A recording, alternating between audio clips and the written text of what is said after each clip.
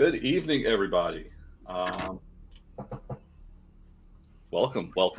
I am Beaker. I'm your Gridmaster. This is Power Ranger TTRPG, Guardians of the Grid. We are here another night. This is episode 5, The Abyss of Fate. But before we get going, I know we haven't done this in a bit, but I want the rest of our Rangers to kind of reintroduce themselves now and just kind of who they are and who they're playing tonight. And then we'll get going with a recap and dive on into tonight. So let's start with our Blue Ranger. Good evening. My name is Chris, and I will be playing our Blue Ranger tonight, the smart one, with all the little tricks and stuff. All right. Our Black Ranger. I am Shadow or Shadow Dow, Guide to the Digital Darkness, and I am playing the Black Lupus Ranger. Our Yellow Ranger. Hi, everybody. My name is Marm. I use they, she pronouns, and I am playing Trinzax, our Yellow Ranger. Let's see, our Pink Ranger. You're muted. You just keep on digging yourself in the hole. Hi, guys. I am Michelle, or better yet, as Nerd Mom herself, I play the Pink Ranger, and I am a cat. And our Green Ranger. Hello, I'm Matt, also known as War Toro Knight out there on the interwebs, and I am playing Jack, otherwise known as Jackal Vindalis, the Green Scorpio Ranger, and I am a dog person thing. Oh, we just zonked out for a second. Looks good on my end. Yeah, we're good here. Okay. All right. Maybe it's on my end then. Okay. Sorry, I'm a little frazzled right now. A lot going on on my head. If you all like, I want to do rewind this for a second. I want to go over some of our sponsors tonight. If you like the music that you're hearing right now, go check out our friends over at Monument Studios. They have the Fantasy Plus app. It's a huge library. We use it all the time for all of our shows. It's great. It's fantastic. Use the code Misfit. Is it Misfit 15? Misfit. Anyway, for 30% off of your purchase, or 3 months free of Fantasy Plus. It's a fun time. You want Math Rocks? Go check out CanadianDice.ca. Use the code Misfit15 for 15% off. And then go check out our friend over at DungeonGrandmaster.com for Beaker Builds Tabletop Misfits t-shirt. Otherwise, we can now finally get going. So, I got all the giggles, all the jitters out right now, right? Let's hope so. Who rolled? I rolled. What'd you get? What'd you get? One. That's par for the curse. Par for the course right now. Okay. No, you were right. Par for the curse. Exactly. First time. So let's recap what happened last time. Our Rangers were at Umbra Prime. Zephron had just emerged from his trial, only to see his friends, finally finishing off some shadows. And up shows Mysticon with a team of Tango warriors. And Mysticon, along with the Tangas, proceed to essentially wipe the floor with our Rangers for quite a while. What we had. Dexter was the first one to go down. Then we had Dal'Or take a couple of good hits. Then Zephron went down. Artemis, our battle cat, was caged up for the entire combat. It was quite the feat. Only for Madame Woe to show up and kind of ruin the party and give one final hurrah before Zordon was able to teleport our Rangers back out of danger and back to the Bastion of Light. Before we get there, though, I want to do a little something real quick. We find Mysticon and Madame Woe inside an open chamber adorned with purple columns and braziers all around. You know, if you hadn't ruined my show, those rangers wouldn't have gotten away. Ha! If you hadn't noticed, they were starting to turn the tides on you as you simply watched on your perch. Oh, I'm sorry. It must have been oh so difficult to see things where you were, or how things were going, seeing as your face was down in the dirt. Off on the far end of the chamber, there's a figure that sits upon his throne, watching the two of them bicker. He stands silently, wearing a black outfit with a large, multi-pointed star in the center of his torso, with a purple flowing cloak hanging from his shoulders. Ooze-like textures adorn the entire outfit, and his face is purple with two tendrils that kind of twist into a point. A nice, sharp point. And a smile slowly creeps across his face as he approaches Mysticon and Madame Woe. Oh, Mysticon! That was quite the performance you put on. Oh my, that may have possibly been the best I've seen you do in ages. Really, sir? No! And with that, he waves his hand, and a magical energy just strikes Mysticon, sending him to his knees. You buffoon. You had those misfits in your grasp, and you let them get away. Next time, you will finish the job. Do you hear me? Mysticon silently bows his head while he's still sitting on his knees. And Ooze turns to Madame Woe. And you, my dear madam, don't think that you are off the hook just yet. These rangers are becoming a nuisance, and they need to be taken care of. Come with me so we can make plans on how to address this problem, and how to handle this blue fighter that seems to be out in the Rutabaga system. And with a devious smile on his face, he turns to Mysticon again. Now, Mysticon, I believe you have somewhere else to be right about now. Since you failed me on Umbra Prime, find out where the Rangers are going and destroy them for good. Otherwise, I will ensure it will be your last performance. As you command, Great One, as Mysticon bows and vanishes into a cloud of smoke. Ivan Ooze and Madame Woe now retreat to a war table to make additional plans. Back in the Bastion of Light, our Rangers are recovering from that recent battle they had with Mysticon in the Obsidian Spire. As I said earlier, despite overcoming his trial and acquiring his Zord, Zephron looks a little worse for wear. If it weren't for the efforts of Dexter, and Zephron and the rest of the team would have been in mortal danger. Artemis lies in the corner of the medbay on constant alert after having been caged during this fight and only able to watch as her team struggled in battle. Despite his best efforts, even Dal'Or experienced trouble during the fight. Trinzax seemed to experience some unknown internal struggle, and this was all capped off by Madame Woe showing up and really, as you saw, chastising Mysticon.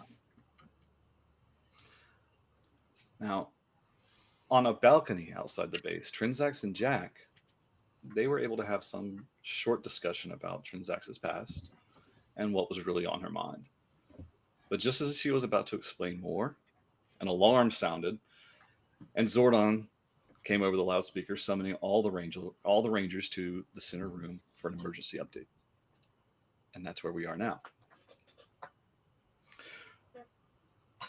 Rangers, you'll have to excuse me for not being present for your arrival. He looks disheveled, looks rushed, kind of sweaty a little bit, just confused and in a hurry. I've been doing research of my own, and I believe I have something to aid you in the coming battle. And he presents you with plans, particularly you, Dexter, our tech savvy guy. You receive some plans. And this is the time where all of my players on your Discord can look at what this is. Zordon comes back and he says, I've been hoping to find a way to harness the power of the morphing grid and use your blossoming teamwork. This cannon requires at least 5 of you to focus yourselves as a single unit and unleash a blast of pure grid energy against your opponent. Oh, now you are talking our language. Yeah, I'm still working on some of the finer details, but I assure you, when you need it, simply come together to summon it, and I will make sure, I or Lambda will make sure that you have it. So essentially, for the audience, what they have now is what I'm dubbing as the Guardian Cannon. And it's a reskinned version of the Zeo Cannon in the handbook. So, and as Zordon is explaining this to you, just then, 200 feet of range, Zordon? Minimum. Whew! Again, it's quite a thing. But just then, a light appears on, a spike in energy appears on one of the command consoles. And you see a flashing yellow light on a very watery world. And Zordon turns his gaze, and you hear Lambda speak up. Zordon, Rangers, there seems to be a surge in grid energy in Aquitar.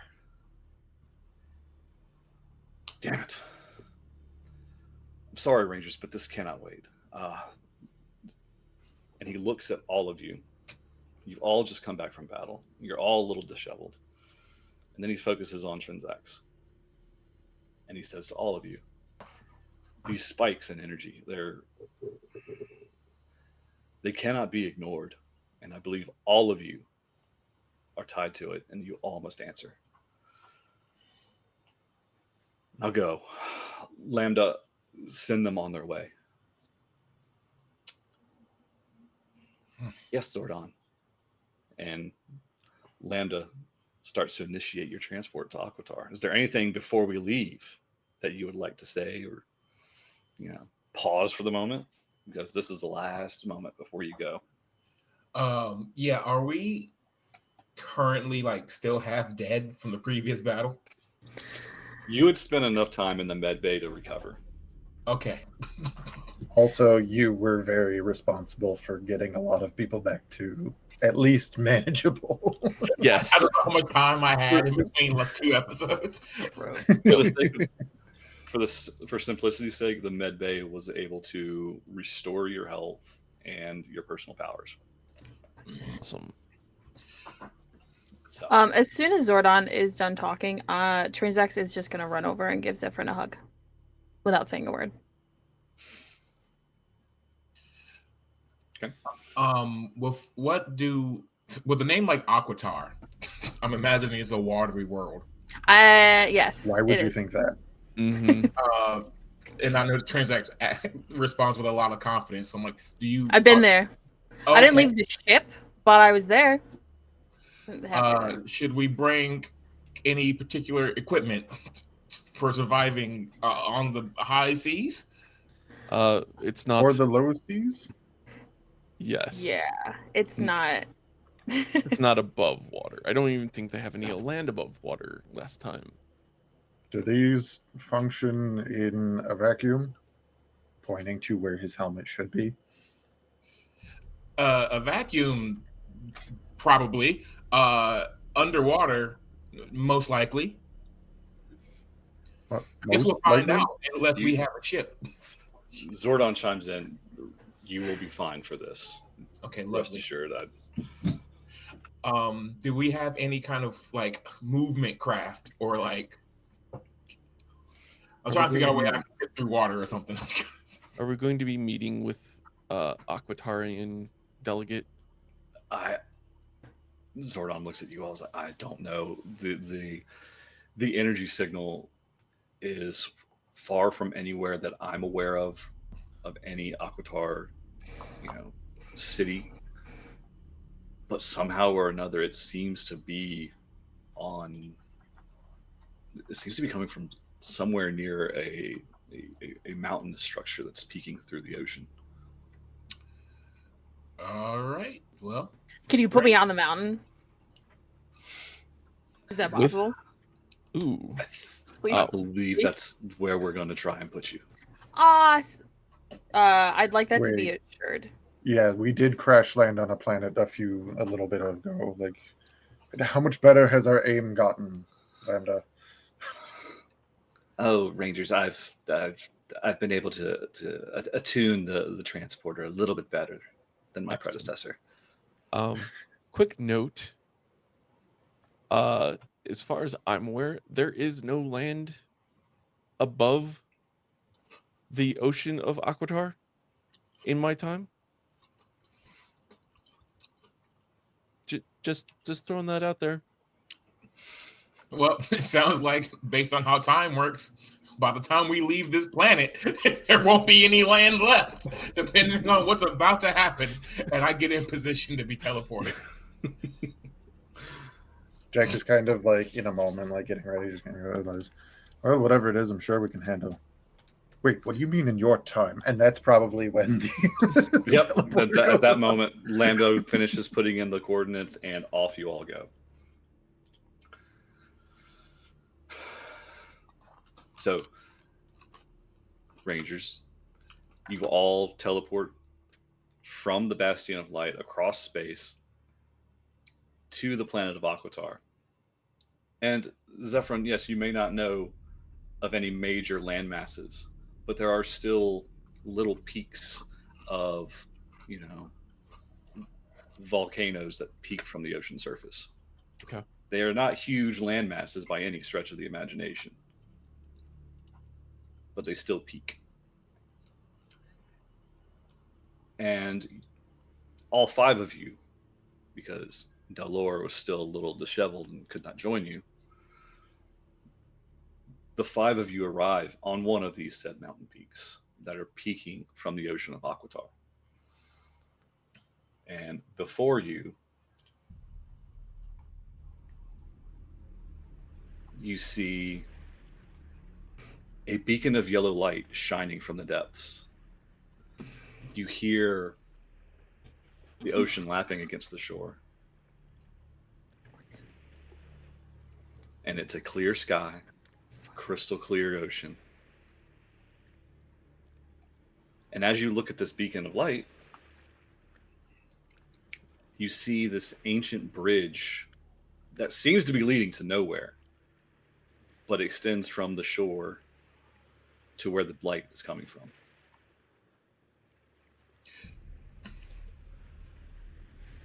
Well, based on pattern recognition, I'm looking over at Trinzax. Based on pattern recognition from the last 2 times, I do believe that maybe you ought to take the lead. Is there a cliff behind us at all, or anything like that? What does this peak look like? The peak, what does it look like? Yeah. I mean, is there something behind me that is not water? Oh yeah, no. So yeah, you're essentially think of a very small Hawaiian island. Okay. Has anybody seen the end of the classic film starring Kevin Costner, Waterworld? Yeah, think of that. There's not a lot of vegetation. There's some basic vegetation there, like some short grass, short shrubs, but nothing really enough to sustain a lot of life, quite honestly. And it's not a very large. You feel like you're on the very precipice of this peak that's emerging from the ocean. If you turn around, Trinzax, you will not be able to see Trinzax. Where the fuck did she go? Jack would not have taken his eyes off of Trinzax based off of our last talk. So if we landed and she took off, he knows where she went. Where the I fuck am did you behind go? a shrub. Zephron's going to call out, kind of half joking to Dexter. You know, the other part of that pattern recognition is you should probably get pushed into that blue water. Jack is shoving him. It is crystal clear, and there is no clear ranger. Also, the person who does the shoving has disappeared on us, which is unlike her, because she usually runs headfirst at everything, except for, apparently, her calling. Jack gives Trinzax a 3 count, and if she does not appear to shove Dexter, Jack will shove Dexter. I am not appearing. I am behind the shrub, and I am staying there. As I'm I'm arguing with Zephron. shoving. But like, yeah, face to face arguing with Zephron, Jack's just gonna and like tackle him into the water. Can I And then you hear from the back of the shrub, nice form. Can I make an alertness check to see if I saw that coming to react to this? I'm a big dude. I don't think you need an alertness check. Just like kind of like turn and look. I don't think he's hiding this. Okay. Yeah. Absolutely. Can I not. dodge out of the way to throw so he falls in the water a second time? Might I instead make a, we'll call it a, what would it be, athletics or might to shove him? Braun, I think. Braun? I'll take Braun. Yeah. All right. I'm going to make an acrobatics to dive out of the way. Okay. Well, it would just be against your evasion. Oh, my evasion? Never mind then. Would you do it against my evasion? Oh, if it's against your evasion, then I know that I lose. Yeah, that's a total of 8. I have a 17 evasion, so. Yeah, absolutely. Jack So- is in the water. Jack is in the water again. I'm Almost arguing got with forward. Zephron, and I duck over.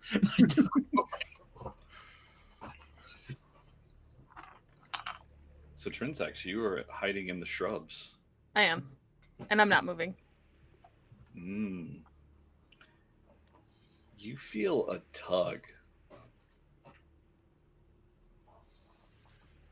It's one that you've felt before, but not quite the same. You've had these feelings before of being called to something. But this feeling is lighter, if that makes sense. Yeah. The last time you had this feeling, it was very heavy on you. This time it's lighter. Not so much trying to pull you, but just nudge you in the right direction.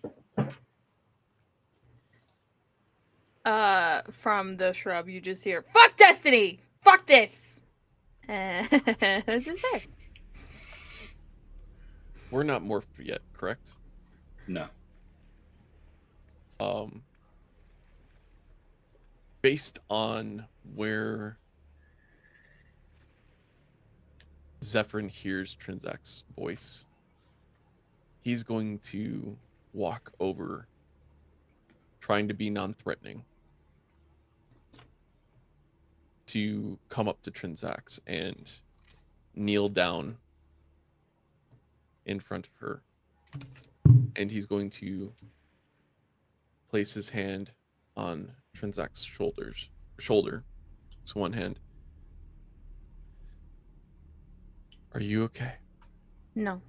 I do everything but water.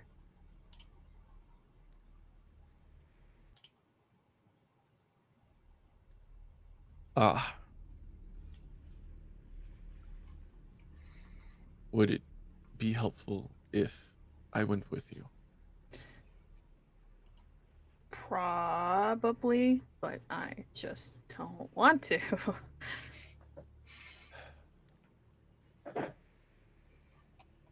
You've been the one to spearhead us into taking that leap, following destiny, following fate. You've spurred me when I haven't wanted to deal with things. Let me support you through this. And he puts out his other hand to offer to help Trinzax back up as he tries to guide her back towards the edge of the island.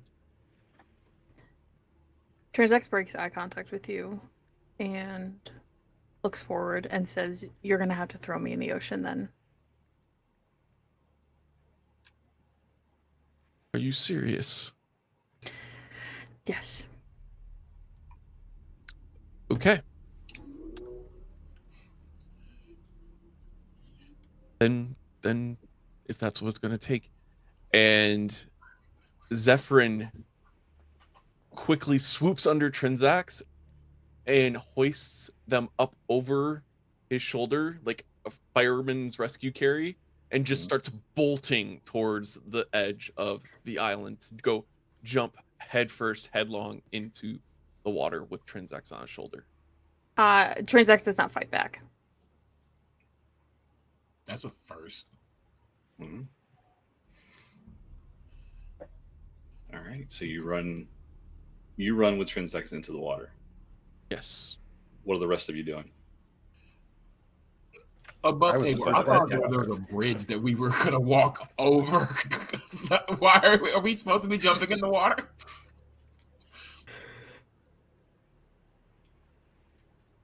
That would determine if I jump in the water. Is there very clearly a bridge, or yes? Is that okay? Well then, I'm on the bridge. I have been walking on the bridge. I got Jack out if he needed the help, and then I started walking on the bridge. I didn't need the help. I'm drowning in something much worse than water. It's shame. Just a wet dog. Yeah, once Zephron has, recovered and has gotten Trinzax dumped in the water, he's going to again turn to her and, does this help? We'll find out soon enough. Okay. And he'll start heading back towards the shore to get on the bridge, and motions towards Trinzax to follow. And now I'm the shameful one, following close behind. I don't hear any of that heartfelt because I'm too far away, so I just see, with no explanation, right? Zephron throw another Power Ranger into a ocean on a planet that's all ocean, and all I think is, none of this shit would be happening if the Dal'Or was here. It wasn't a throw. It was a full-on jump in with them on the shoulder into the water. These people lose this Red Ranger for one goddamn day, and now there are attempted drownings. And I can't hold this together. I don't know how to lead people. I just know how to help people. God damn it, Dal'Or. Why didn't you show up? You've never lost a battle before. Get it together. And I'm having a mental breakdown. Quietly. Yell in my head. Jack will follow behind, but before he exits the water, he 100% splashes Artemis and then runs.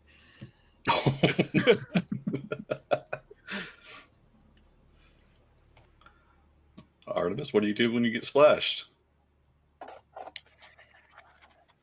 Well, since I am high alert, or would have passed.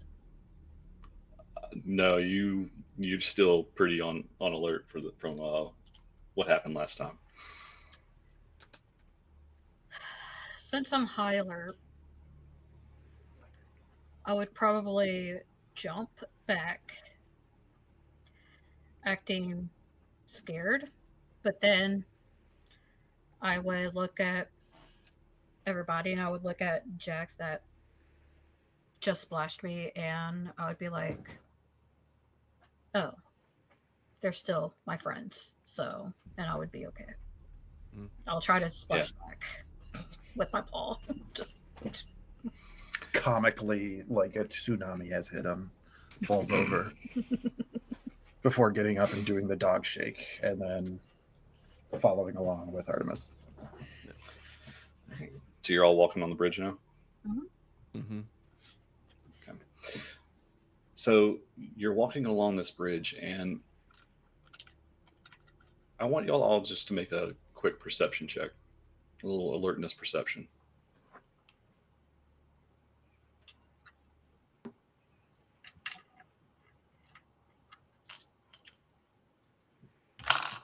That would be 18. 13.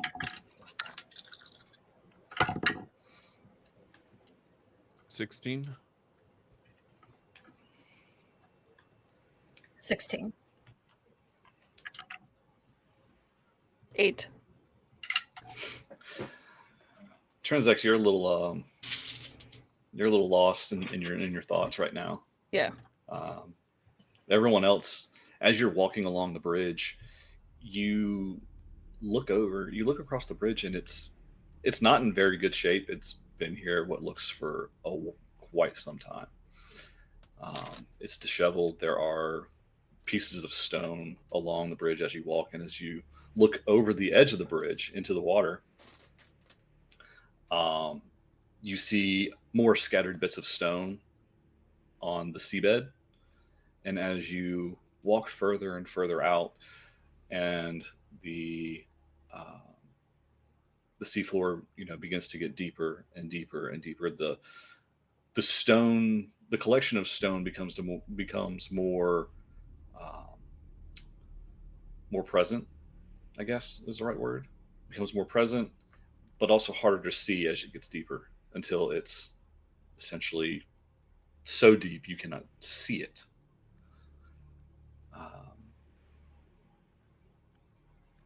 And as you get closer to where this bridge is coming to an end, you see from the depths, from the dark depths below the bridge, a faint yellow light emanating. And then suddenly, a large wave comes crashing down across the bridge, and I need all of you to make an athletics check.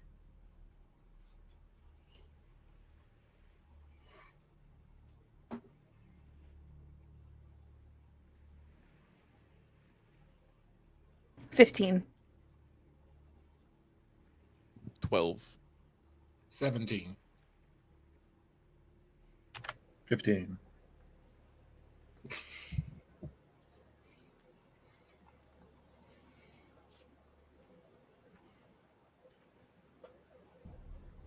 You muted. What'd you get, Artemis?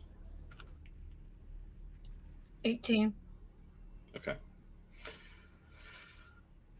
So this wave comes crashing across the bridge. And as it does, you all get knocked prone. And as the water starts to recede back from the bridge, you look around. Trinzax isn't there.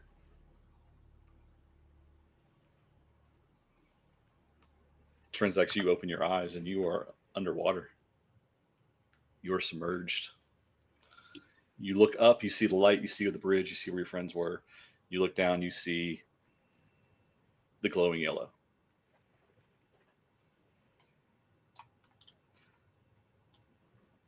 My first instinct is to swim upward. Try and get air, because I'm not morphed. But I don't think I'm strong enough, because I don't swim. So then I kind of just let myself sink. Okay. Can We'll get back to you, Emma. I was gonna say. No, go for it. Can I look over the edge and see any sign of where Trinzax would have gone into the water? Would have been opposite side of the wave, most likely. So, going based on his search and rescue training. Yeah, so you would run over. I want you to make a perception check then. Okay. Alert this. Since Jack would be running over as well, could I provide help and give him edge on this roll? Yes, you can lend assistance for this. Okay. That's 'Cause if better. we can, That is 19. So 19, you see where she would have gone under. Presumably some air bubbles from where she would have been, drug under, but you can't see a body, almost as if she were dragged so far deep, you just can't see her right now. Okay. Despite how clear the water is, it is dark. Mm. If I may, Jack and Zephron both make sure that we don't leave without. This is every single expedition we go on. We bring survival stuff. Mm-hmm. Do we have rope?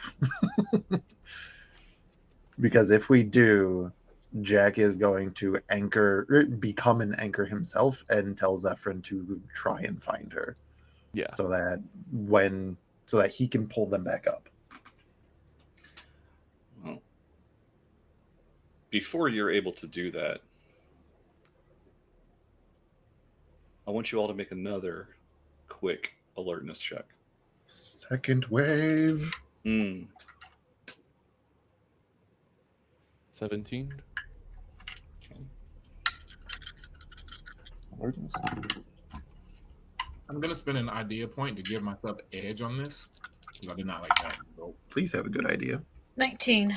I am not doing good. It's a 10. 20. What was that, Jack? 10. Okay. Well, Jack, you're focused on getting this rope out. The other three of you catch something out of the corner of your eye towards shore.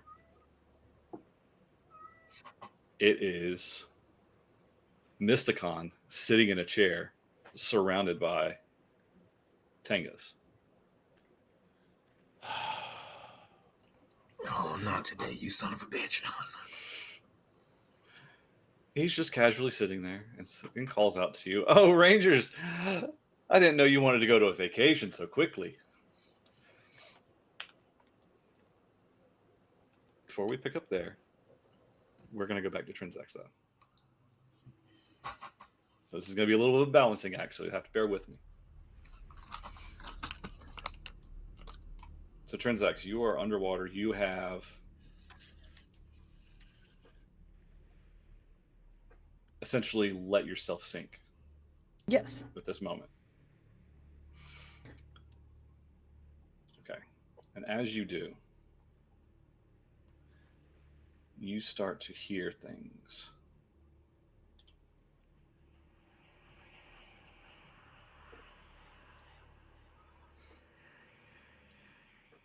You hear these whispers, but as you sink lower, they become clearer.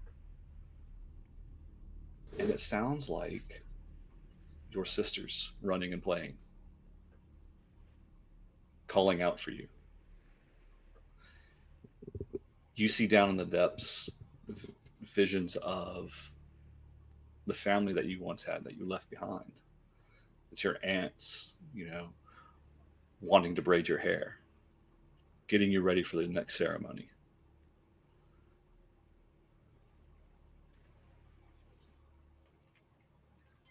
I want you to make I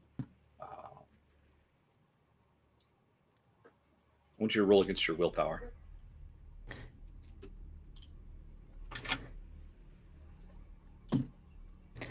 $14 on the die. It beats it. It does beat it. Very nice. So with that 14, you're able, despite accepting the pull downward, you are able to see through these visions and these temptations.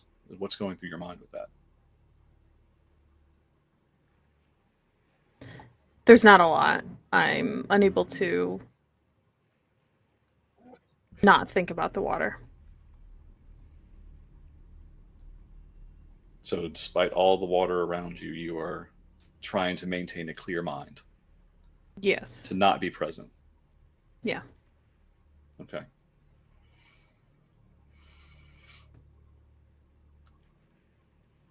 You sink further down, resisting that pull. You still hear this. You still hear these echoes, these words that are being whispered to you. An elder saying, "Come to us, chosen one. We need you."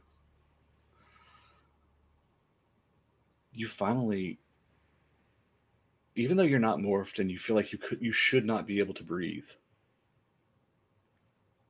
you don't feel the need or the urge to breathe at the moment as you sink further to the seafloor.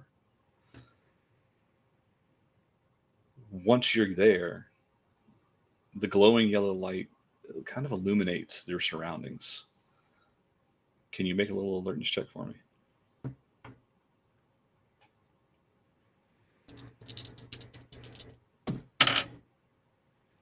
That is a 6. These structures look familiar. You've seen them. It's been a while, but you recognize some of these structures.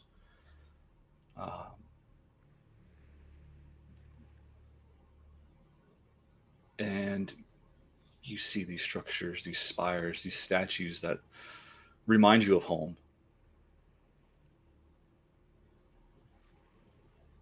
And then suddenly, they may look together,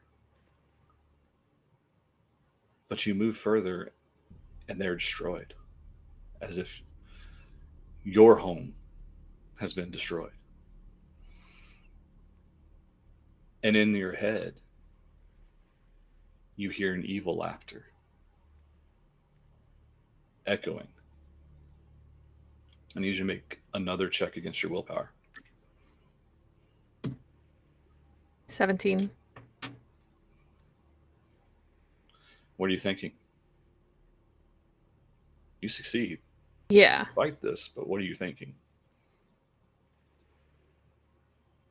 Everything that's happened to every other ranger is happening to me. So whatever is happening is not real. Very nice. You continue on the seabed floor. It seems rather easy, honestly. You look and you see visions of your family, the elders. They're still trying to taunt you, still trying to tease you to come to them, and come back to them. But then you see a shadowy figure behind them, one you can't quite place. Or I'd rather you have an alertness check again. See if you can see this. 18. Oh. You recognize this. It is a silhouette of the deity that your family worshipped. I'd like to The draw one my that weapon. you're not morphed. Then I attempt to and fail. But I have every intention of doing so. Right. But yeah, you see the silhouette behind them. And as soon as you lay eyes on it, it dissipates. And behind this visage, a pair of red glowing eyes, a warped shadow.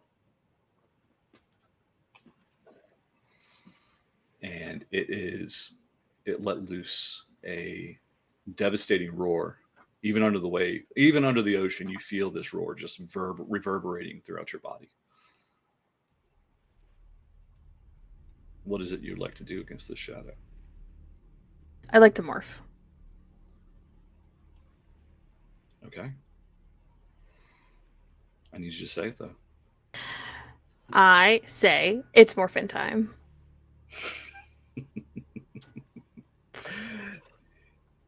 You do so, and you morph. You find yourself in your morphed form. The shadow isn't going away. It now approaches you, looming over you.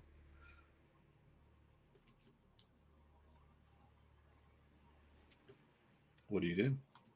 What do you think?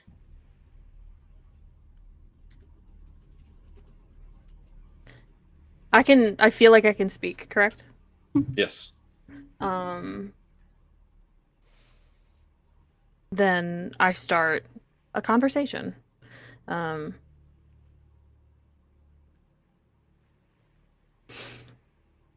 you work for them?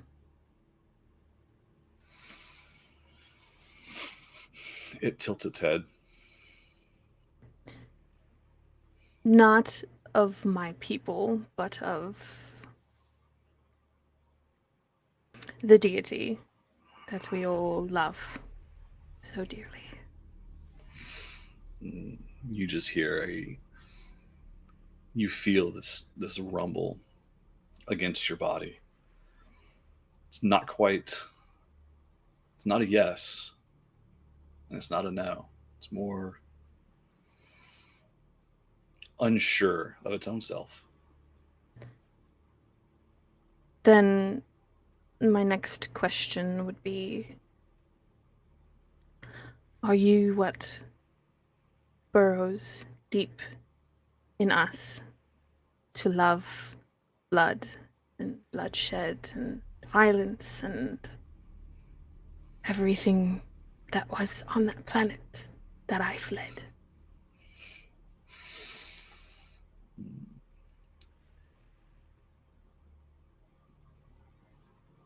The shadow brings what you would perceive as its head, those where those red eyes are. It brings them down closer to you. And shakes its head left and right as if to say no. You feel there's a twisted aura coming from it, and you're not quite sure if it really is malevolent or not.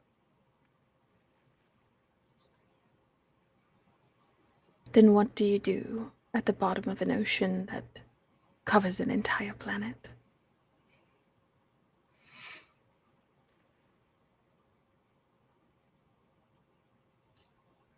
It recedes and looks at you.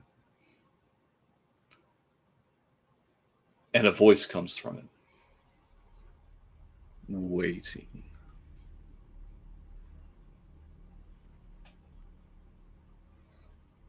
For me? Or for whatever comes next? It simply nods.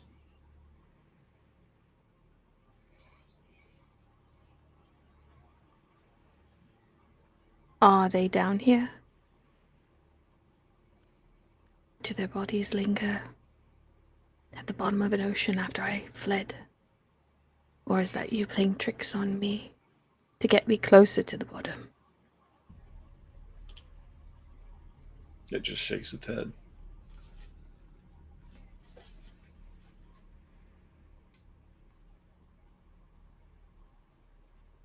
Are you all-knowing?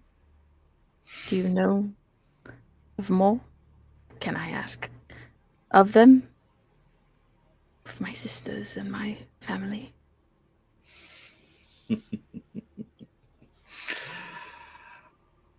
I know you, Trinzax. You know my name. Interesting.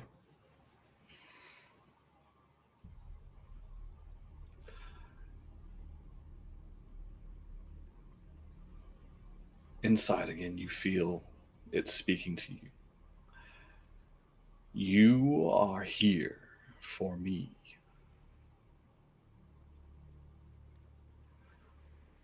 What will you do with me?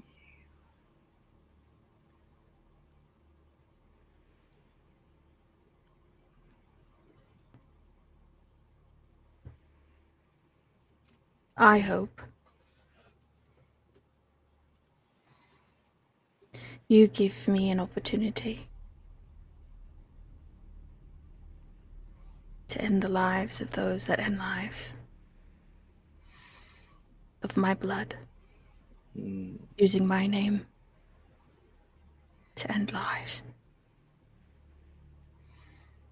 To end the deception. Correct? That is why I left, no? Very well. And as you are able to talk with this shadowy creature and it better understands what you wish to do. the shadow starts to form a shape.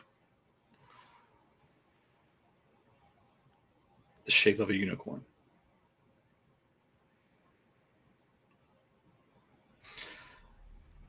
And with that, it says to you, Trinzax,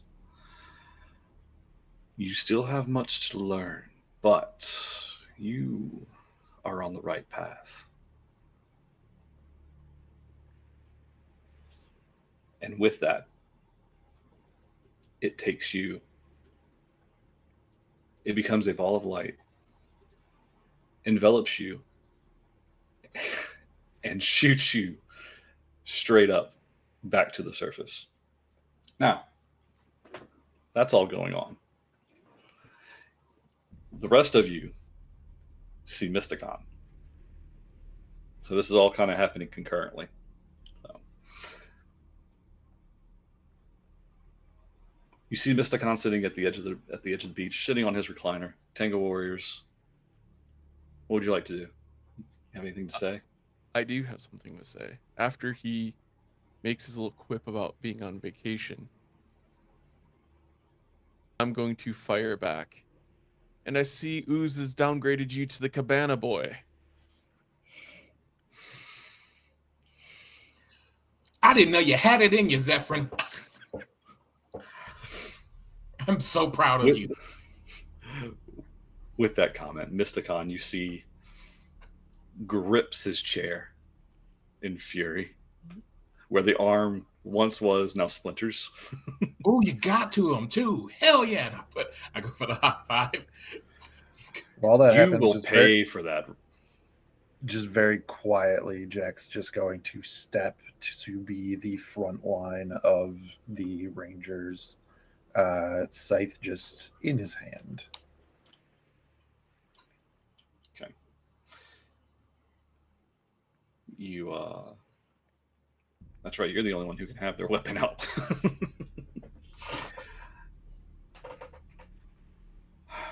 You see Mysticon at the shore. Tangas tend to the riff raft. Roll for initiative. 4 of it. I think that we would all like to follow our Red Ranger. Oh, dang. Hate it for you. Initiative. Cool. It's my last bonus to it.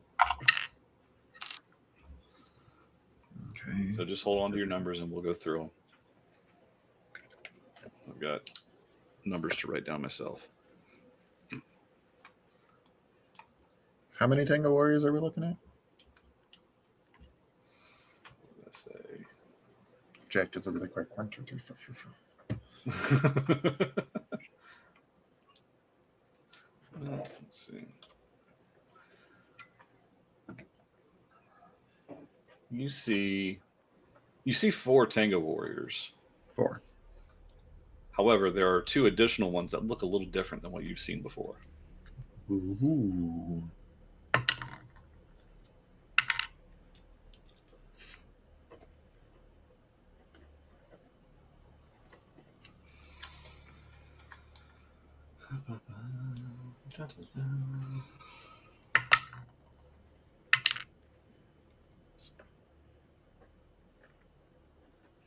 Okay. I'm going to go through and do our initiative real quick, unless someone wants to help me track initiative. I could do that. One less thing I got to keep in mind.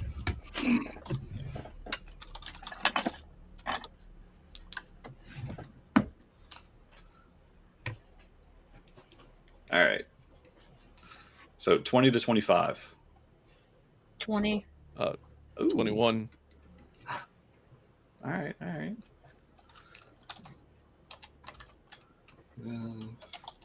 15 And to 20. then,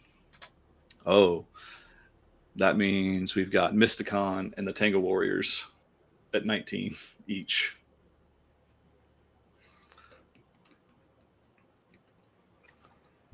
Anybody else Anyone in the 15 else? to 20 range? 10 to 15. Oh no, 5 to 10. Oh no, below a 5. I got a 4. I mean, I've got Tenga Warriors at 8. Or no, I'm sorry, there's another tank. The other two mystery Tengas are at 8.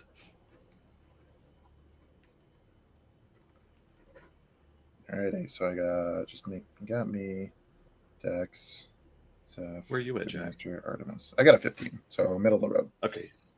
So you're middle of the road. Yeah. Okay. So that would mean leading our combat would be Zephron. Mm-hmm. Yep. Okay. Well, first off, Zephron's going to call out, "It's morphin' time."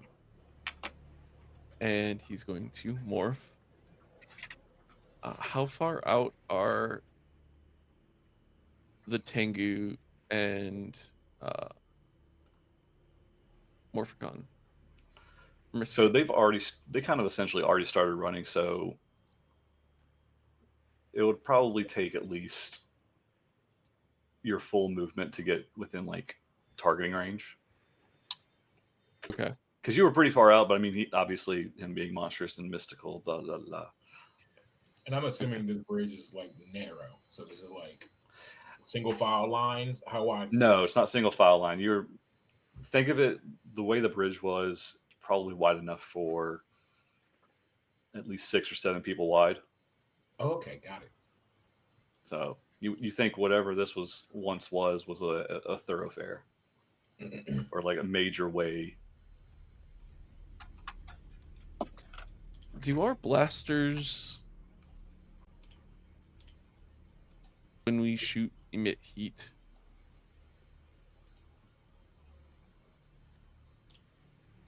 What do you mean? What are you trying to get at? I want to try and do some shenanigans. And there's I two figured different as ways. much. There's 2 ways we can do this. Either one, it's just a splash, or 2, it vaporizes the water and turns into steam to impede the vision of Mysticon and the Tengus initially. You know, I am all about shenanigans. Also, your So you're blaster trying- attacks have an upshift thanks to my grid tag. Okay. So you're trying to shoot the water next to the bridge? Yeah. To try and cause a obfuscation of where we're at. If I may, if the blaster does emit heat hot enough to vaporize water and give this sort of effect, the bridge should be covered in water because we got hit by a rogue wave. Oh, that's true. No, it's not. They emit some heat, but not to that degree. Okay. I mean, Okay. Dexter, you have a job. To make our weapons overheat? Increase No. the output. Okay. If that is the case, then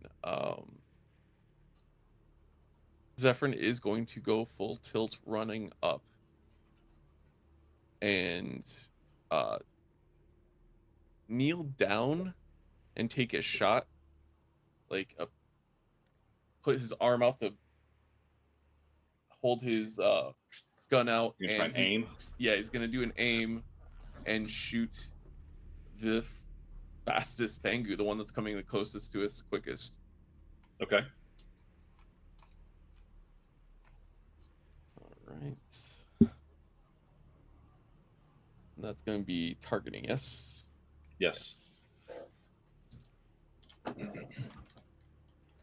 That is a 13. I think that's just below it.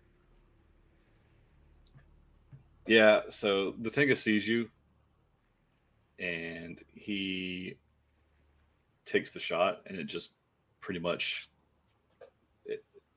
as he's running. Oh! I just realized something. What? Do I get a plus on or no, it's damage, not the actual You do get it, like I said, you get an upshift on your attack roll from me. Okay. And that's for the whole team as long as like from the tech upgrade. Oh yeah, yeah, I've had that since like level 1. Level I 2. screwed that one up. Shoot. Okay. Yeah, we'll go without it because that was my bad. All right. So with a 13, the Tenga runs, and you fire at him, and he essentially takes a shot, just full bore running at you, and he just takes the shot like nothing happened. Now it is Artemis. Well, yeah, because that was 2 actions, I guess. Yep. Zeph, you have a second. Yeah. Okay. So you're wait, I do have a second attack. You have an extra attack. Yeah. I just got that. So let me. Everyone should have a second attack. Yeah. Let me use that on this attack. And I'm gonna go off and Except try for again. Dexter. Yeah. Okay, that is better. That is a 21 for that definitely will attack. Hit. Yeah. And my first attack does a plus to damage, first successful attack. So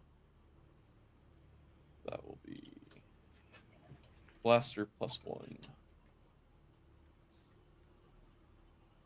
So you get an extra bit of damage on that first attack. Is that what you're saying? Yep. So 2 points of damage. Correct. Nice. So the first shot makes contact, and he kind of shoves it off. But you're able to kind of refocus, and now you know where to aim, and you fire in that same spot again. And now that's a little bit weaker. And then, as you do, that laser beam makes contact, and it leaves a nice little burn for him. And you just hear as he keeps running. Okay. Yeah, that's right. I'm going to keep doing it. All right. Now, Artemis.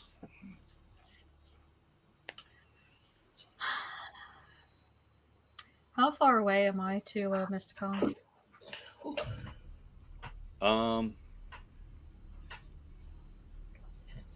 Far enough to where you would have to move some if you're going to try to do a ranged attack.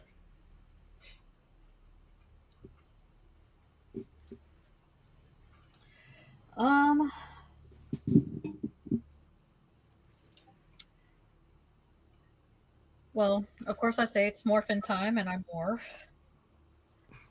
But I wanted to know because I wanted to see if I could use my fleet of foot. What does that do for you? My movement increases by 10 feet. Is that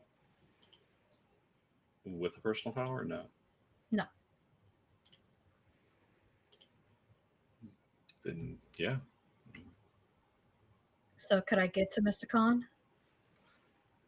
Are you trying to like physically get to him or in Yes. range to shoot at him? You cannot physically get to him in one round. I'll put it that way. Okay. Okay, then I don't move at all. And I'm going to use a personal power for my weapon. Okay. And my quills will come out and I will shoot him. So you're going to shoot at Mysticon. Yes. Okay. I am, yes. Don't forget your upshift. Yep. I'm passing them out like candy. So that's a D6. Guys, our teammate is drowning right now. As far as we know. Wait, so that would be targeting, right? Correct. Okay.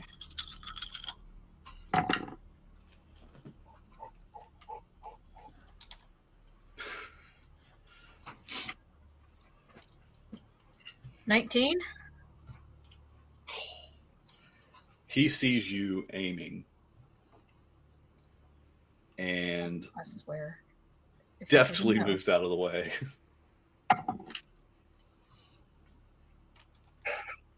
Okay. I can't move.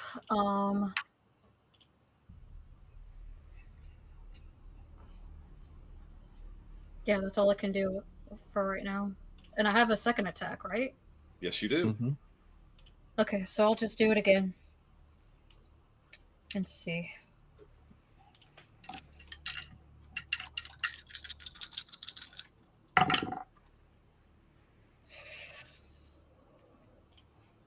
So I got a 19 and a 6 on the D6. Ooh. Please. Yes, please. That's Can I hit him? so that's 19 plus 6, right? Yes. Yeah. Oh yeah, that definitely will hit. That is a critical hit. Yes. So that Ooh, doubles your damage yes. And I'm like, this is what you get for fucking caging me, you ass. So yeah. Staple this motherfucker to his chair. I am going So to try my hardest. I am with the vengeance right now. So you let loose, Mm-hmm. and the quills fire from your back. The first one misses. The second one pierces his shoulder, and he notes it. He's hurt, and he looks at you. It's like, oh, the kitty can bite. Noted. Mm. Is it sexist if it's against a cat? What? Huh? No. No. This feels misogynistic. Whenever he said that, can I like try to cough up a hairball? Sure.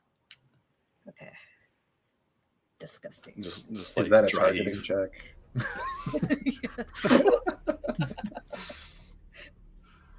Oh goodness. It is now Mysticon's turn.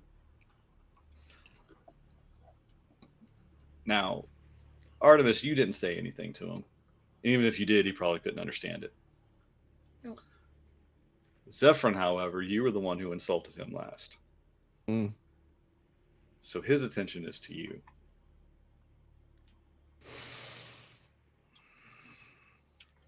I see the little boy over there is back for more. I guess once wasn't enough. And with that, he takes his wand back out, and with a flourish, strikes it in your direction, Zephron.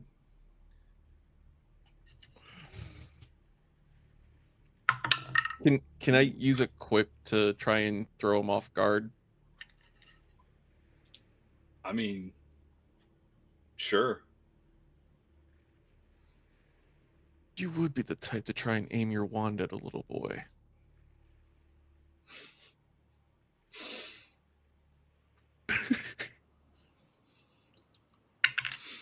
I'm looking at Zephron. That I'm was like, just enough, really, to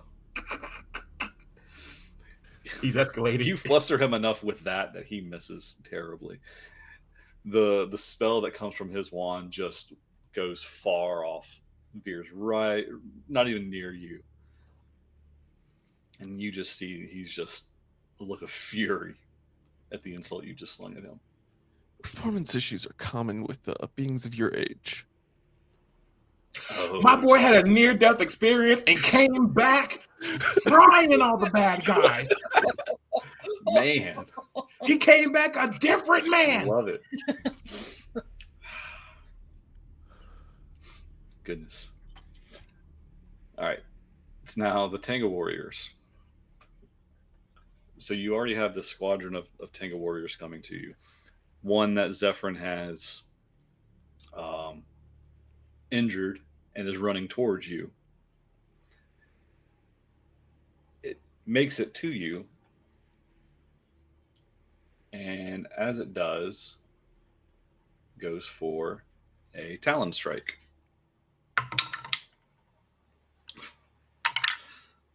I gotta move this dice. I gotta move this one out because that was a 5. That one's going away for now. So that one misses, obviously. The let's see, we have 3 more tangos that are running, and since you all are essentially relatively close by, It is the second Tanga is running past Zephron. And I'm assuming, Jack, you're probably relatively close. You tried to get to the front line. That is canonically what I did. Yeah. So you would be the next one in line. Bring And it. it is going to try and talon strike you. It's better. That's a 19. Damn it, you said words. Oh, boy. 19 does hit. Okay. That is 1 sharp damage. Okay. I'll take that. And it is going to follow up with a beak slash. 15? Nope. Okay. So it comes in and it rakes one of its talons down and makes contact with you and tries to follow it with its beak, trying to rip through your suit and just misses because of the previous attack. The third Tanga is going to stop at Zephron, though. I mean, it's got 2 prime targets right here.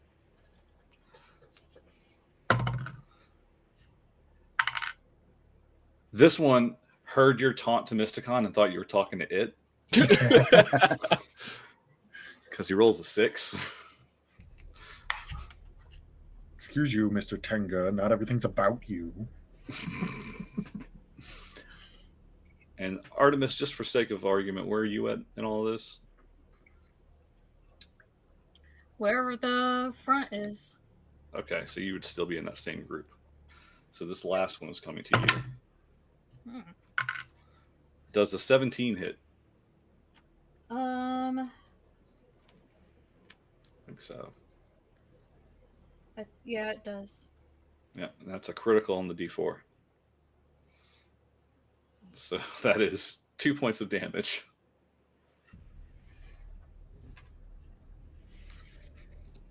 Okay. I'm going to get an angry text in a moment, and that's okay. And it's going to follow up with a beak slash. And it's a 10. No. Pretty sure that misses. Yeah, that misses.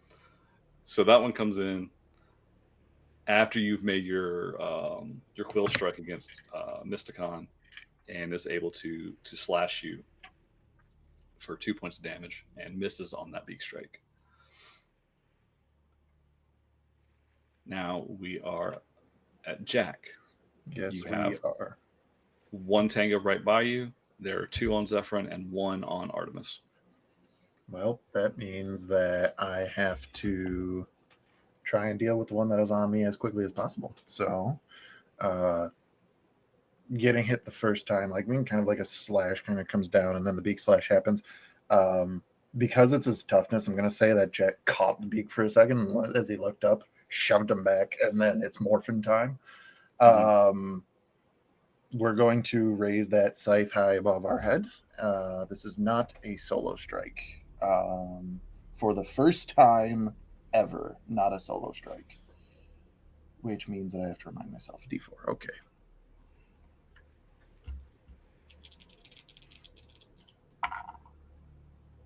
There's a total of 16 to hit. That will hit.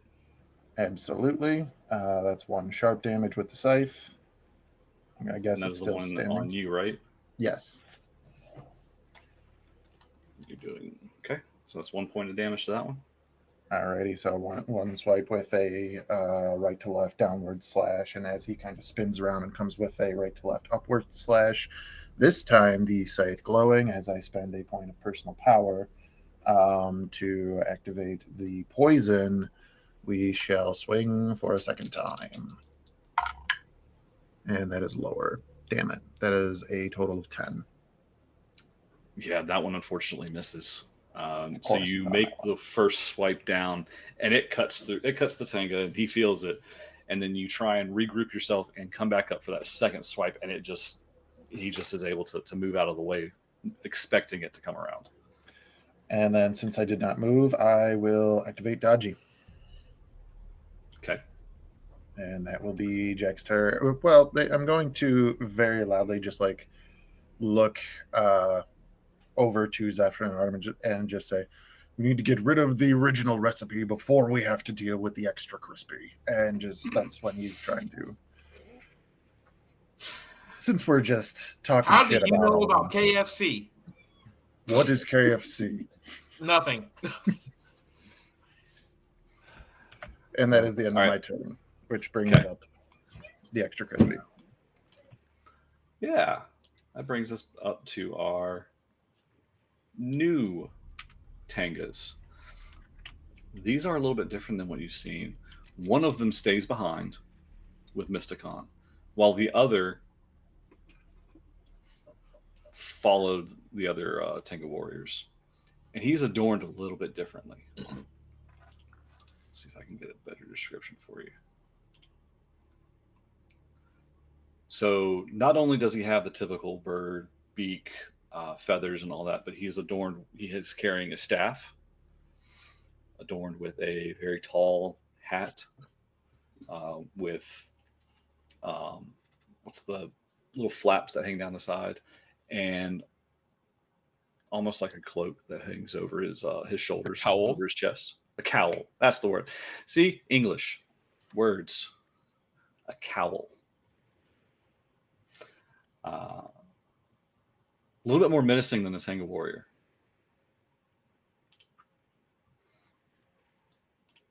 And he stays behind. He follows those 4 Tenga warriors, but he stays far enough back to where he's not in the front line. And in doing so,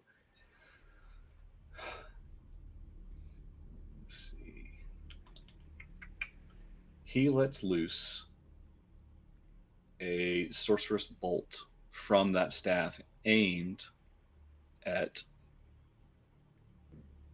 Dexter. The one who's a little bit further back. Cheating bird brain son of a... That's a 21. That'll do it. That is 1 cold damage. So, I haven't explained this thoroughly before because it hasn't really come up as much, but cold damage essentially is like stun. So, stun meaning you don't take the point of damage.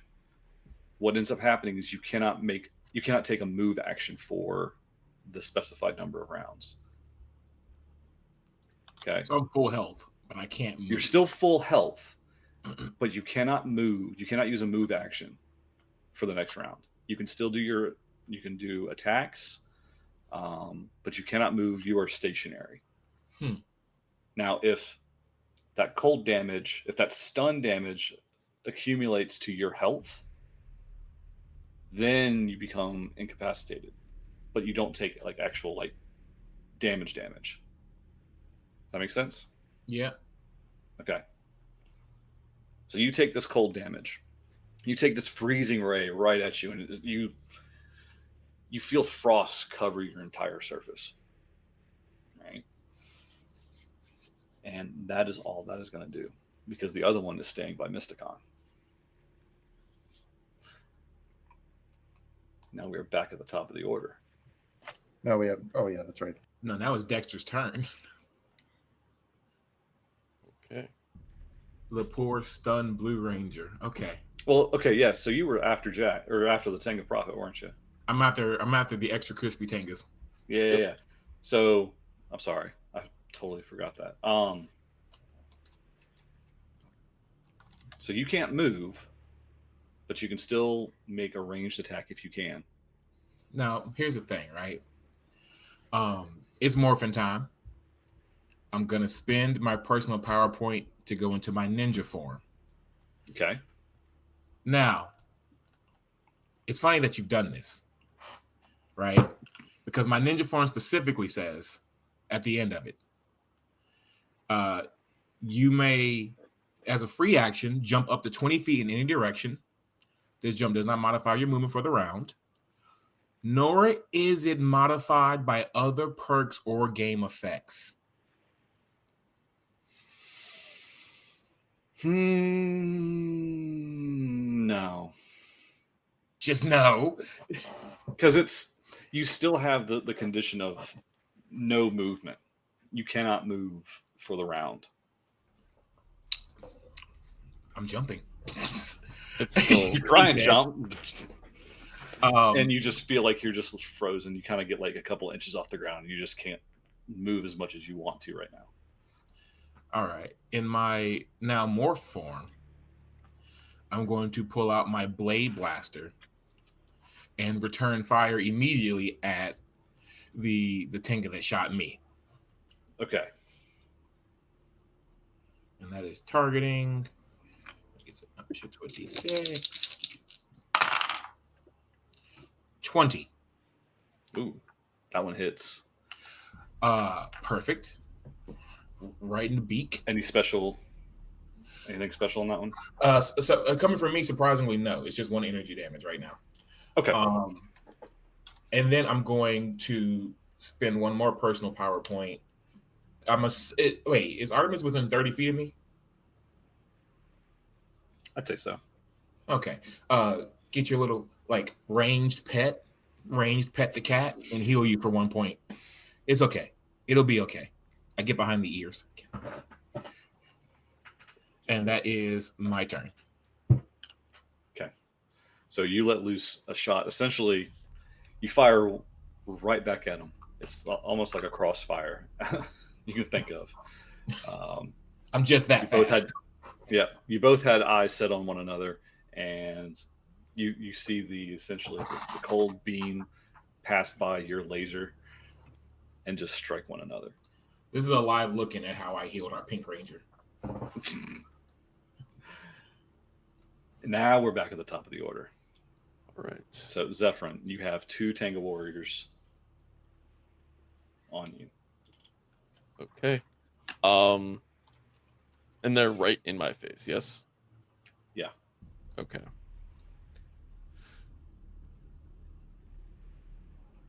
I'm going to in 1 motion drop my blaster and swing around,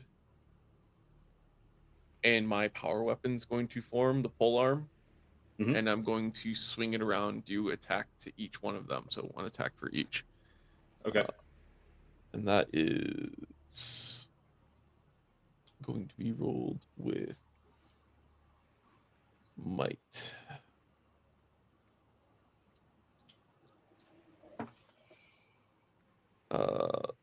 14 for the first one. That will hit. Okay. And a critical fail for the second. Critical fail. Oof. Like double 1s. Oh shit. Hmm.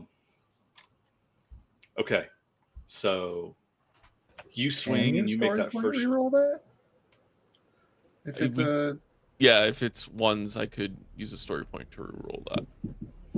Do we want to? Do you want? Yeah, let's do it. Yeah, we're not letting that stand. Much better. That is a 21 seems to be the magic number for the night. Okay, so so your redo is 21. Yep. Yeah, that hits. And they both take acid damage on top of it. Well. Oh, it's all so that's one or the other. Okay. Yeah. And that would also be a personal power point to use that too. I'd be okay with that, actually. Well, for the first one, you swing you swing your pole arm, and this is the same one that you had shot. Okay. And as you swing and make that strike, you make a nice gash right across its chest plate, and it falls. Defeated. The second one, as you come back around for that follow-up strike, it makes contact, and again, you swipe right across that breastplate, and it reels back in pain, kind of holding up its chest. I think that's all you can do at the moment. That's your Yep, that is all I can do, and then I'm going to take dodge action since I didn't move. Ooh, very good, very good. Remind me if y'all took dodge, please, because I'm gonna forget. Mm-hmm. Artemis, it's your turn.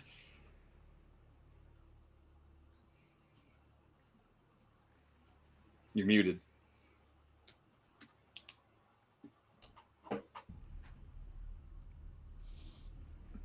Okay. I'm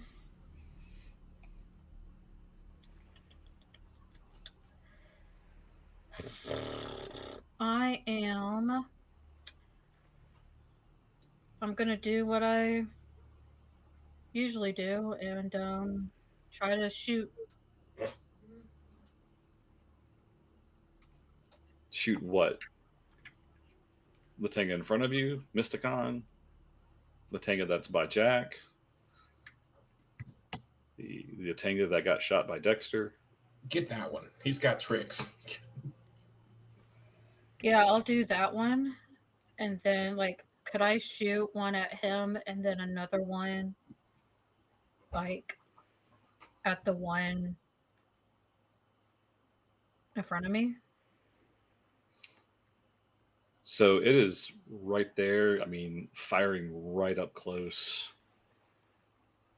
You didn't take sharpshooter. I gotta double check something real quick. Because I think being up close, I think there is. If not, then that's okay. Like, I mean, I'll if you get want the one next to Jack. Yeah, go for that one. If you want to shoot with your quills, I'd recommend doing something a little further away. Okay, so then I'll try to. My first one is the trickster one. Okay. And then the next one, it would be the one near Jack. Okay.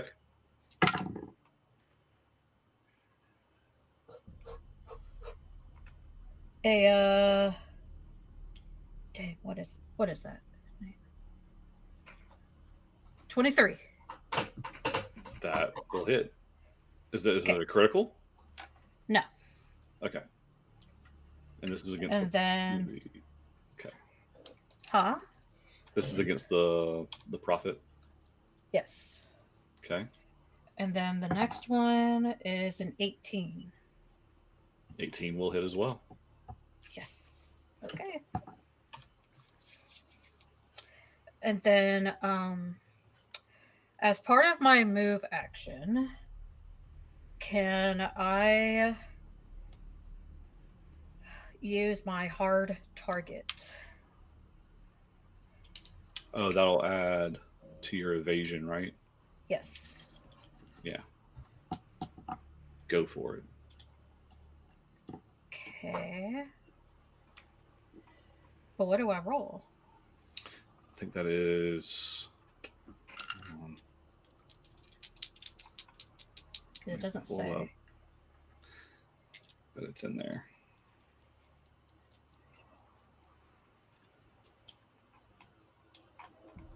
Let me pull it up real quick. You roll your acrobatics skill augment. So whatever you have in acrobatics. Oh, cool. What modifier do you have in acrobatics? D2. So you would roll your D2. Oh, and that would be it. And then you would add that to your evasion. Well, it's a 1, so that's So fine. you add 1 to your evasion. Okay. For the next until your next turn. Yep. Okay. And that would be my turn. All right. So with that, we're at Mysticon again.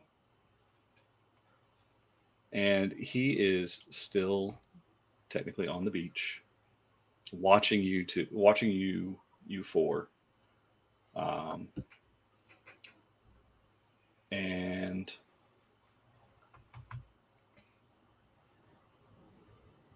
he grows a little tired and irksome. looks at the prophet and says, well, you, my little bird friend, need to do your job. And still takes another shot at Zephron. Typical. And that's those who can't typically try to manage. well, you still have dodgy, right? Mm-hmm. Yeah, so I have snag. Yeah. 13 doesn't hit though, does it? No. Damn. So he tries to shoot his wand at you again to no success. He's growing more and more flustered. And now we have the Tenga Warriors.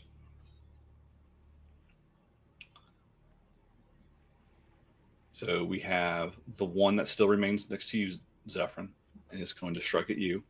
Okay. That is a 21 to hit. That does hit. With a critical in the D4. Ooh, okay. So that's 2 points of damage? Sure is. Oh, boy. Lucky hit. Follow up. The follow-up beak slash misses. But essentially what's happening is as he's avoiding that second strike from you, he tries to take that talon strike and he hits the sweet spot right on you. Okay. So you're going tit for tat. Jack, you have one in front of you. Yep, I do. That one is going to miss. So Good. he tries to swing at you and misses. As he should. And then Artemis, you have the one in front of you.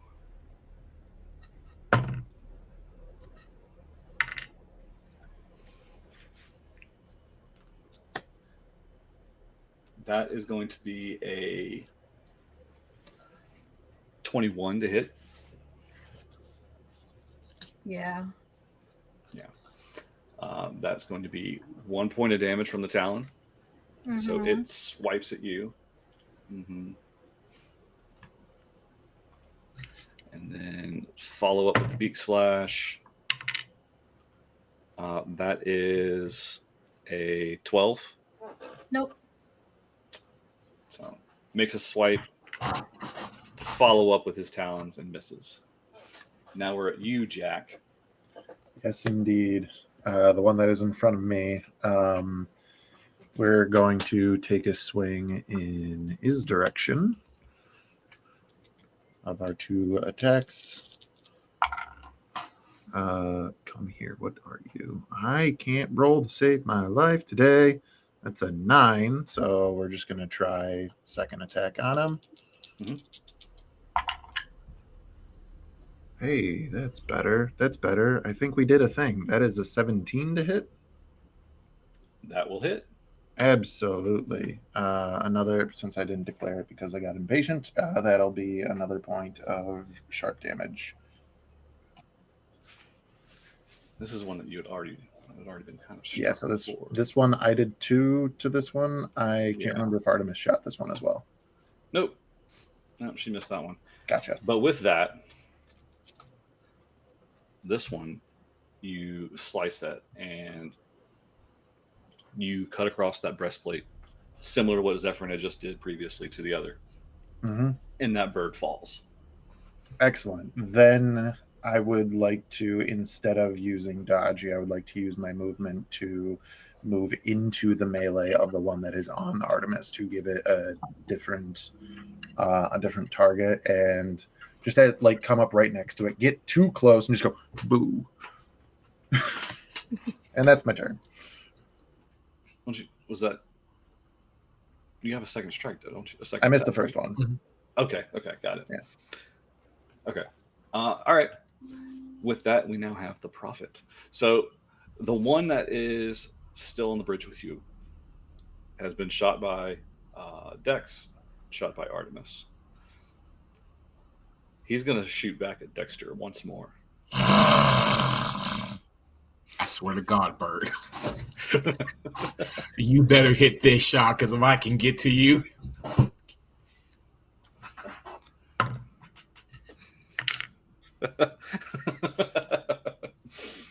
It's a 17. That makes it. So you see that bird take that staff again and fire another cold blast right at you, Dexter. You're not walking out of here alive. I will make sure of that. So that chill still sticks with you. Also, you dumbass bird, I'm the most ranged adapted character here. I can still hurt you from 30, 60 feet away. Now, at the beach next to Mysticon is still another Tanga Prophet. Still adorned, still with his staff. And under the orders of Mysticon, he takes that staff and slams it into the beachfront, and a purple glow emanates from the staff and envelops Mysticon. And in doing so, Mysticon is covered in this purplish glow and becomes enveloped in this ooze-like substance and begins to grow into this towering creature.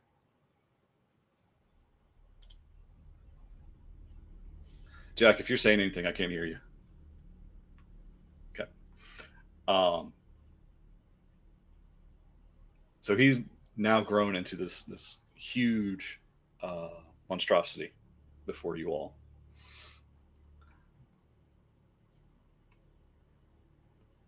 And that is the end of their turn. So now it's Dexter. I'd like to see what you can do. I'm gonna kill this bird. Oh, that we need to get Trinzax back. That's a smart man's idea. Get Trinzax back, make a cannon, kill this thing. That's the plan, guys. In case you were looking, because this blaster can't do anything against that. But this bird, and I'm going to target him. Okay. And I'm going to take my shot, which I just realized I buffed all the hell because Ninja Form gives me edge on all my speed skills, which targeting is a speed skill. And then my grid tag gives me upshift on all of my blaster attacks. There you go, baby. So yeah, screw this bird in particular. That is 21. Oh, that'll hit. And you fire. Go ahead. Oh, that was it. I shoot the bird in the beak again. Well, how do you want to take him out? So I wanted you to give me a nice thorough. Respectfully. So when he aimed at me again, I was like, no, don't you, because him not being able to move is more frustrating to him than damage would be. So he's like peeved off at this bird, and he does it again, and like there's a personality shift that happens. I swear to, it is like a raid shot straight to the face, and I go, I wish Trinzax was here. She would have loved this. Because I didn't recognize myself just now. By the way, and then I heal Artemis again. Okay. Also, I don't know if Jack is 30 feet within 30 feet. Jack would still be in that same range. All right, I'm right next to Artemis. For Jack and for Artemis, which is the rest of my personal power. If anybody else is more damaged, that's fine because even with one damage. Oh wait, I'm sorry. I actually meant to say Zephron because Zephron's the one that's been getting. I got my Rangers mixed up. How insensitive!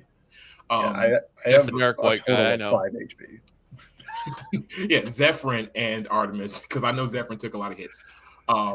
So just life and death in equal measure from the very rage baited Blue Ranger. All right, thank you. All right, and that's end of your turn. That is the end of my turn. All right. So top of the order. It is at this time that we now have Mysticon fully grown, towering above you all, and in his huge monstrous grown form. When all of a sudden, there's a bubbling at the end of the bridge. And it's a rumble. You all feel a rumble on the bridge. She's gonna kill you. She's gonna kill you. as a geyser essentially shoots up from the ocean depths. And for the moment, you all kind of figure who it is. But something's a little bit different here, because as the geyser begins to fade, Trinzax is standing atop a giant robotic unicorn that is standing on the water. I'm so excited. Trinzax, I need you to roll for initiative to find where you are in this order. Awesome. Jack, why didn't you come in riding on a damn scorpion? I didn't know. Is that an option? Apparently it is. I would do that 100% of the time if I knew. I rolled a 20. Oh, nice. So That ties with Artemis. it does. How fitting. I know, right? Yeah. Who's got the higher speed? I'm assuming it's Trinzax. Yeah, I have a 7. Yeah. Okay. So technically Trinzax would go before Artemis then. All right. So you see Trinzax standing atop her Zord. Zephron, it is your turn. Perfect timing. And before you're able to make any decisions, you all hear over your comms. You hear Zordon ring in. Rangers, I think I've done it. Because of what Trinzax has done. Because of this new development with Mysticon. I think you can summon your help. Those that have it can summon your help. Meaning, I need my 2 other Rangers, if you so choose, on your turn. I think it's on your turn, or at least if you so choose, now that we're on Zephron's turn, to roll 2d4. No, 2d2s. 2d2s? I get the right number That's right. on my turn. I'm going to Maybe make we sure. choose. It's 3d2s. I'm sorry. It's 3d2s. That's 2, 3, 4. You know what? Just for funsies. Look, it's a friend. For funsies, I'll say this. If you and Jack want to spend a story point, I will let you both immediately summon your Zords to fight. Yes, absolutely. Because typically it is going to be 3d2 rounds that they would arrive. However, if you all agree on it, we can get them here now. Let's do it. Is everybody else okay on the ground? I don't have a better idea. So, how would you like to summon your Zords if that's the case? For Zephron, you see him cross his arms, throw back, and howl as you kind of get an emblem of the moon showing up, and his Zord appears through.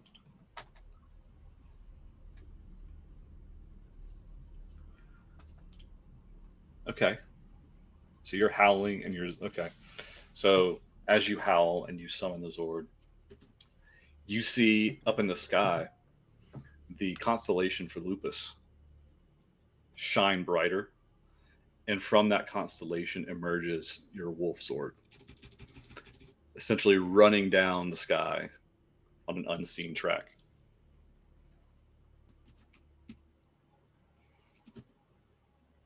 Hell yeah.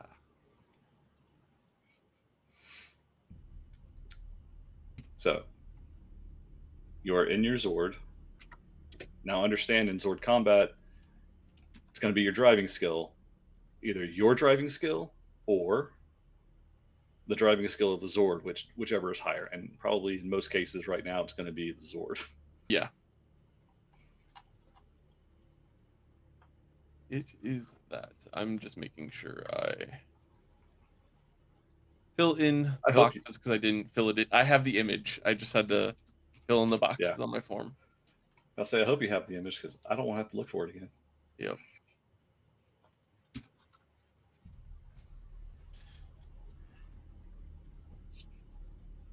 Okay. Yeah.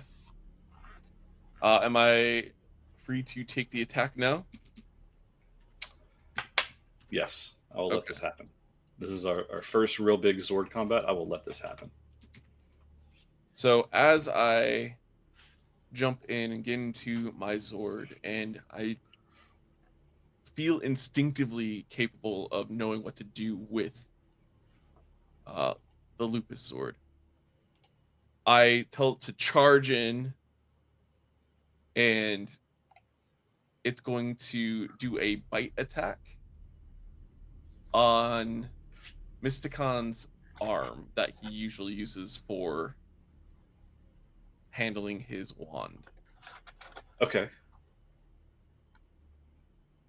So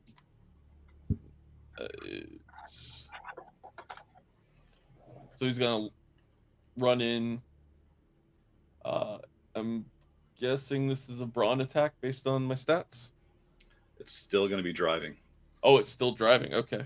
Yeah. Okay. Well, that is a 19. Unless I was Art, yeah. Unless Art comes in the chat and tells me otherwise, I'm fairly certain it's still driving regardless. okay. There are other perks that you can change it up with, but that's later on. Okay. Well, 19.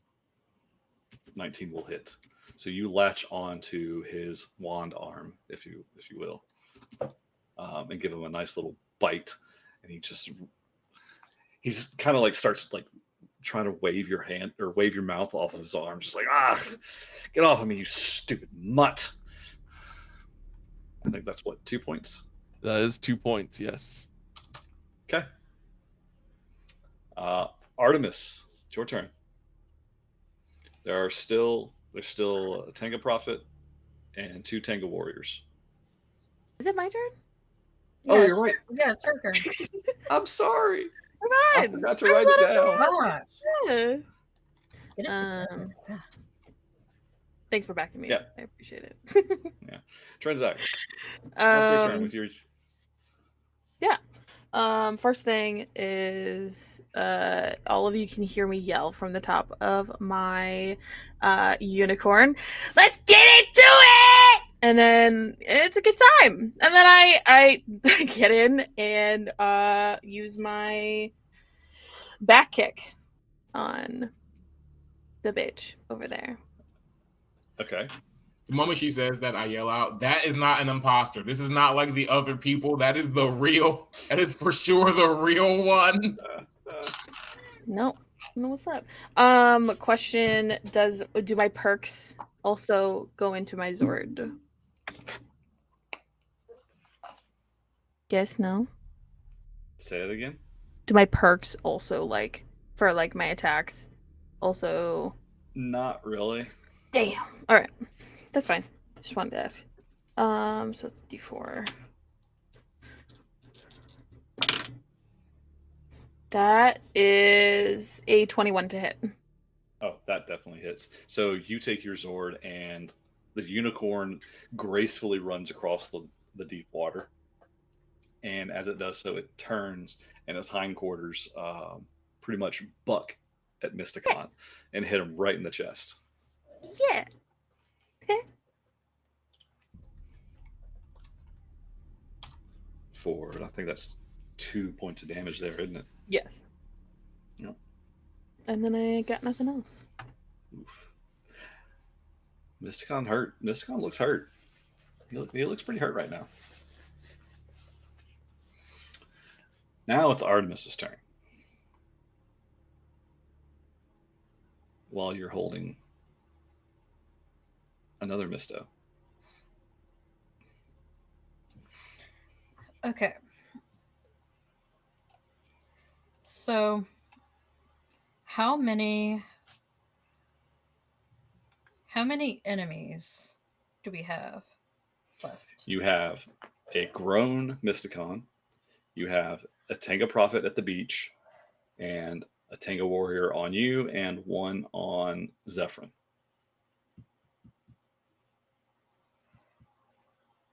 Okay.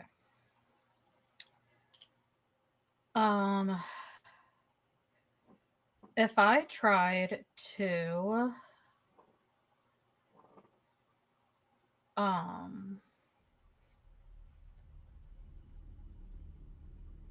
would you say that the ones on the ground is like in a 10 by 10 foot space? At this point, they're not grouped enough for that. Y'all were kind of spread out a little ways. And then, of course, the Prophet's at the beach. But So there's I only can't. 2 left. I know what you're trying to get at. They're not grouped enough within that 10-foot range that you're looking for. Okay. So then I will.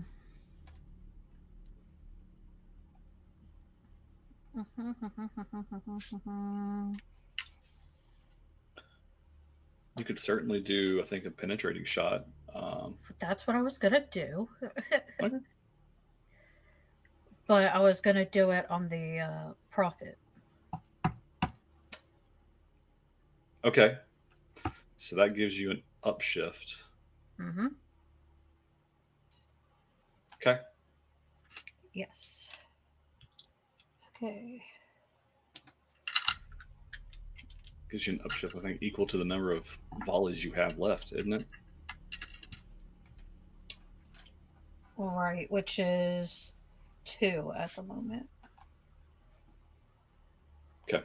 So you get a double upshift. Ooh. As far as I understand it. So I was already at an upshift with D6, so D8.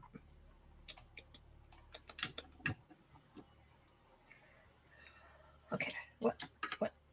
No. Is it this one? Yes. Okay.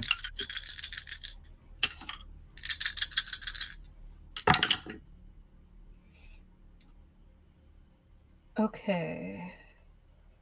Ooh. 21. Oh, that'll hit. And I think that does double the damage too. Why? Did you crit? No. I just think it ignores armor bonuses. That's right. Yeah. Yeah. It just ignores the armor bonus. So you're firing at the Prophet. Got it. And then I still have my second one, right? Yeah. I'm going to do another shot at him. Okay.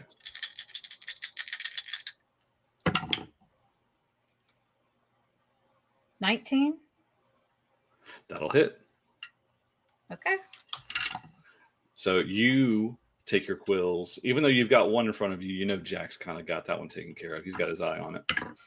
You eye that Prophet and you shoot 2 quills at it, and they make contact. They make purchase on this one, and you can see that the Prophet just stumble back with 2 quills, one in each shoulder.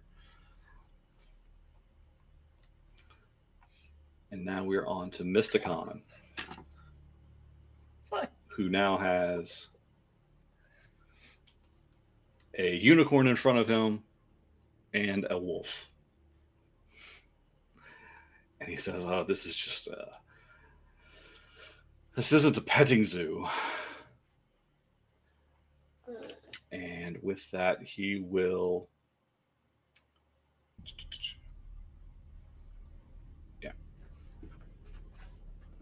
he will let loose an unarmed strike against the unicorn who's right in front of him.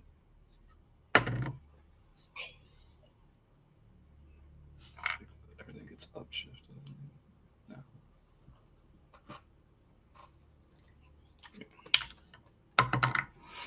So that's a 24. It's Yeah. So he shakes off his fist from where it was bitten by the wolf and shakes his arm free, makes a fist, and just punches at the unicorn for 2 points of damage.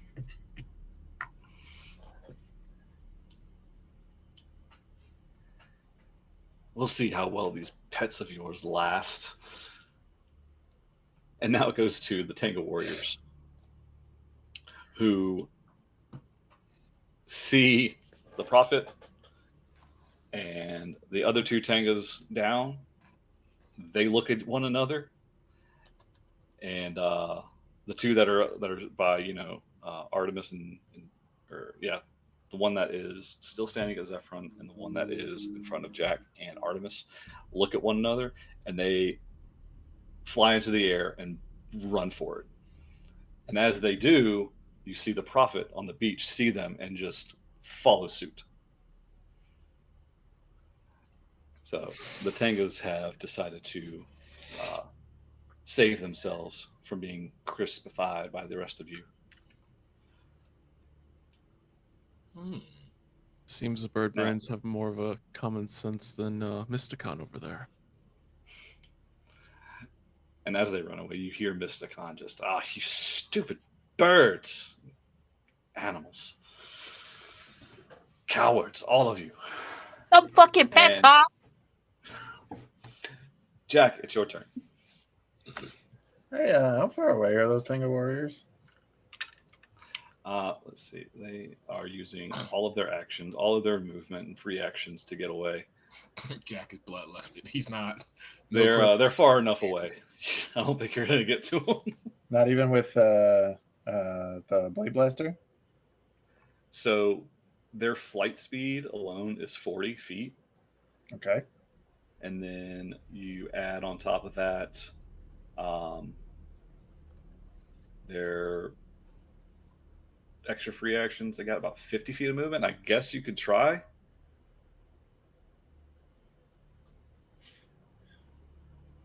Alternatively, But you obviously know that they're trying to run away. Alternatively, if I summon the Green Scorpio Zord, which is big, can I just attack them out of the air? You could certainly give it a shot.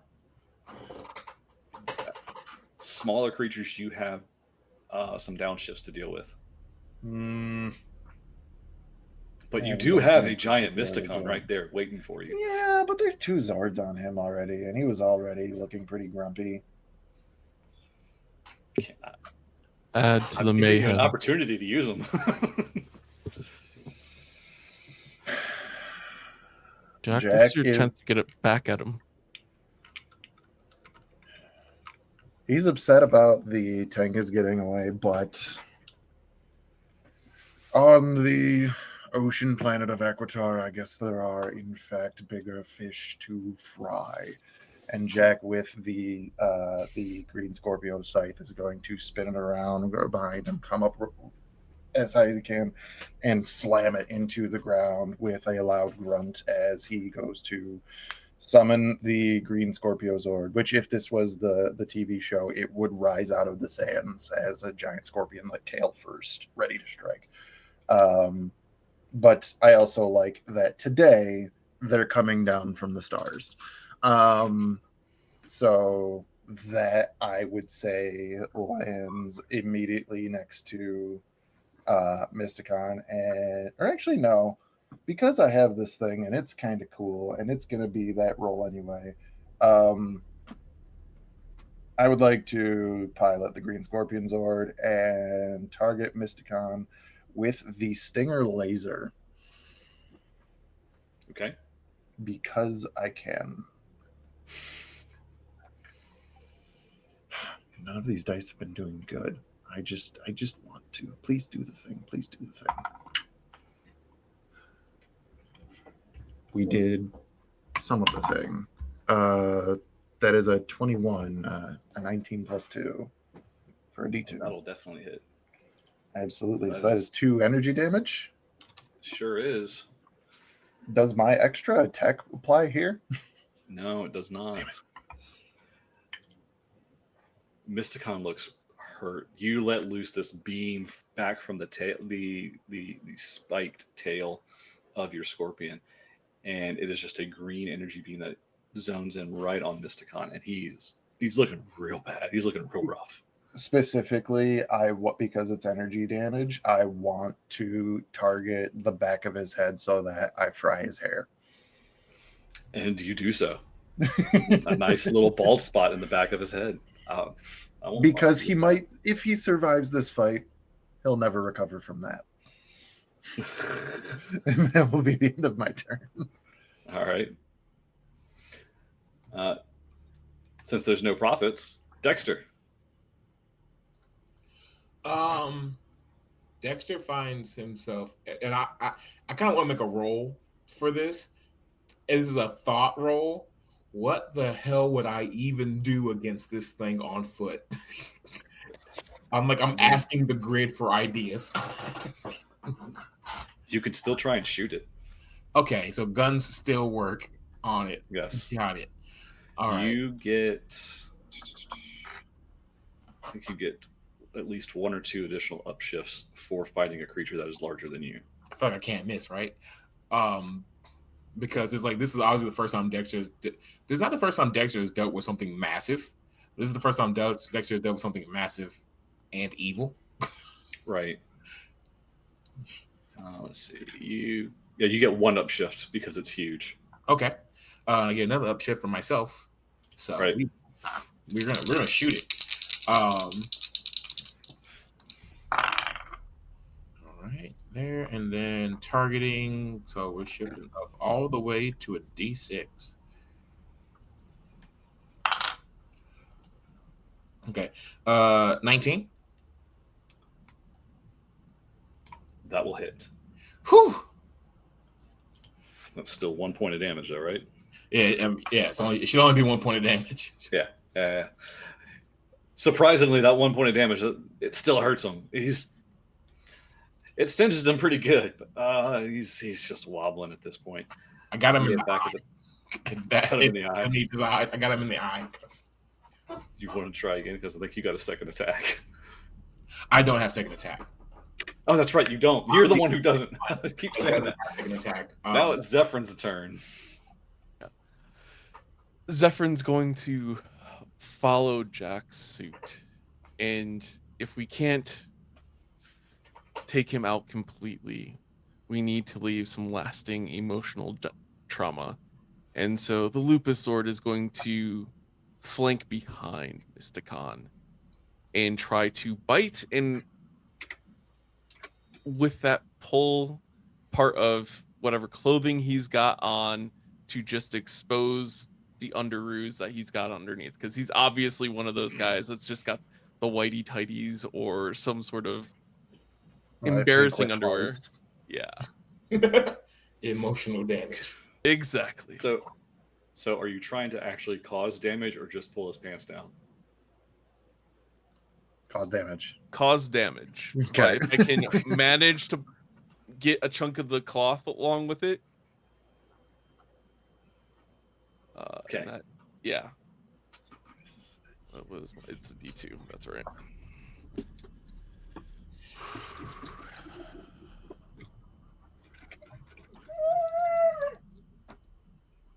I know puppies. That's what it sounds like, too. I kid you not. That's a double crit. Well, 22. Okay. Technically, you can't crit on the D2. Right. Yeah. It's still great. Yeah. It still hits. You still make your mark. So, how do you want to do this, Zephron?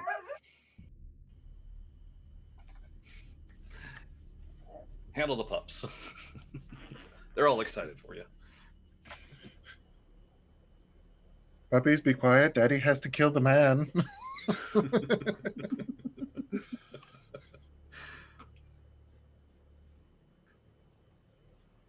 Didn't realize how appropriate the Lupus Ranger was going to be for me.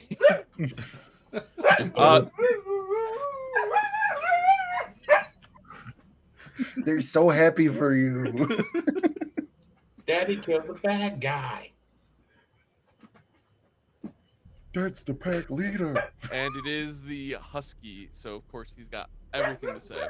But with that, you're going to see the Lupus sword kind of lunge down, kind of get on all fours, like crawling, and he's just going to bounce up, grab onto the backside of Mysticon, chomp down as hard as it can, and then just pull back on him.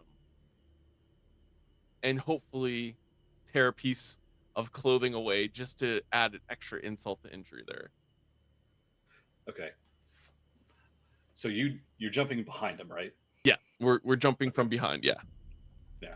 So as he's got his back turned to you, you jump in and you take a large chunk. You jump on his back and are able to sink. The Zord is able to sink its teeth into his back, and as you pull away from it, yeah, you pull his cape and the back of his tuxedo off, and it's just essentially hanging in his mouth, in your Zord's mouth. And as you do, he's reaching for his back and just screaming, "Ah!"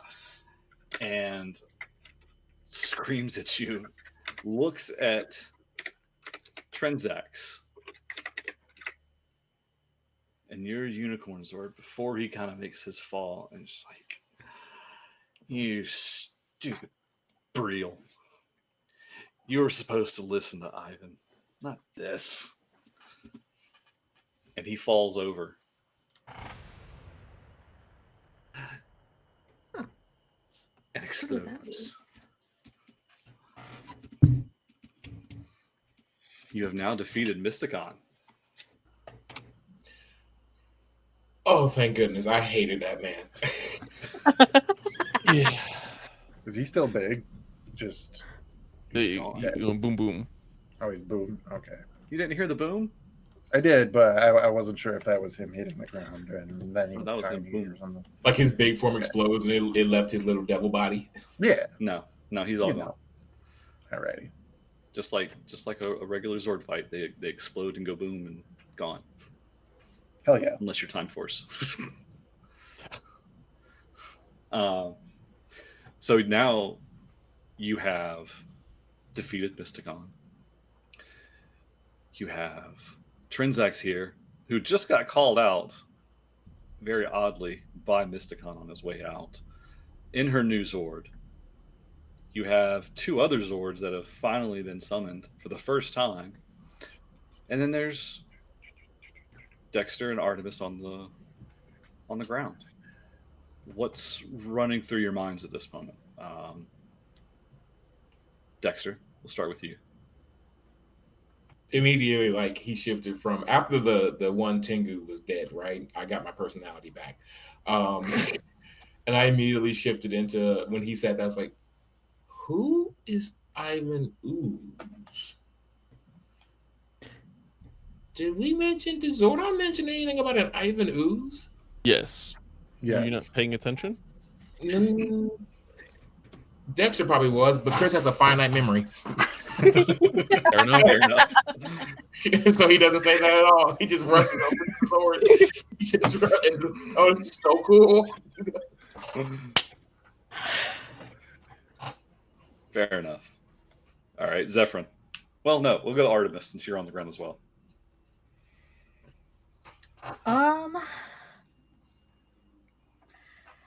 I am just cheering on my teammates, and I'm happy that we're still all alive, and that I could fight. And I'll just be having that silent rage of I want to kill all of them.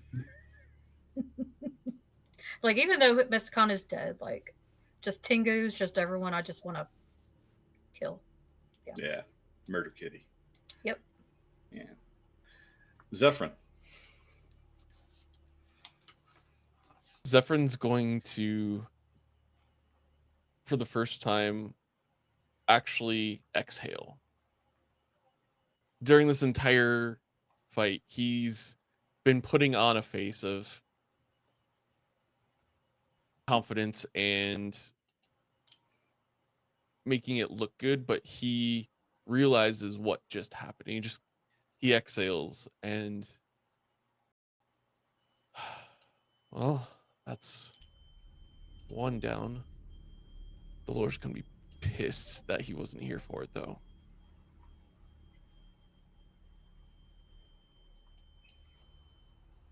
And he's going to send his Lupus sword back. Okay. Jack? There is a moment where Jack is just too busy, like, playing with new toy. Like, the green scorpion sword is just doing, like, stings into the air, just, like, pinching around and everything, and spinning. And then there's a moment as, like, everything's kind of coming to a close that... Because, like, we all heard what Mysticon said. So he does sort of, like, calm down for a moment. Is Trinzax still in the Unicorn Zord? I don't think so. If that is the case, then kind of like the Green Scorpion Zord, like, kind of comes to rest next to it. And Jack, through the helmets, if he can, directly to Trinzax, just... Do you know what he was talking about?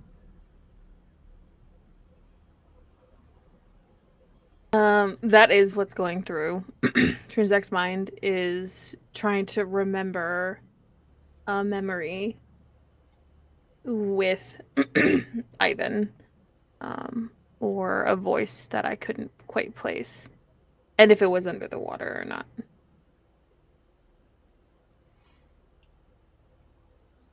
So, Trinzax, I want you to roll me a culture check.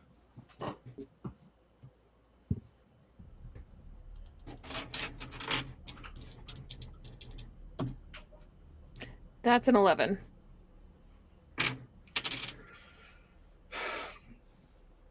You remember the visage, or that vision of the being under the water that was behind your family. You remember the outline. But that's what you thought your people worshipped.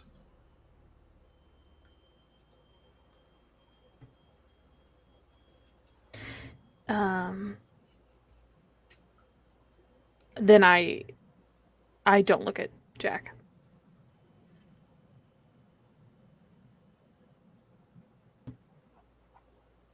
Okay. So, is there anything else you would like to do at the moment?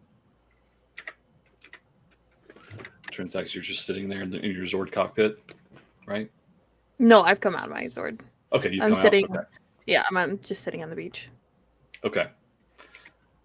So now that the battle is done, the Zords have gone back to essentially their constellation in the sky. First the Lupus sword, then the Scorpio. And Trinzax, the unicorn, looks at you, nods, and then goes into the constellation, and you see the unicorn constellation just brighten ever so slightly. And the gold embossment on your helmet becomes a little bit more prominent, similar to Jack and Zephron.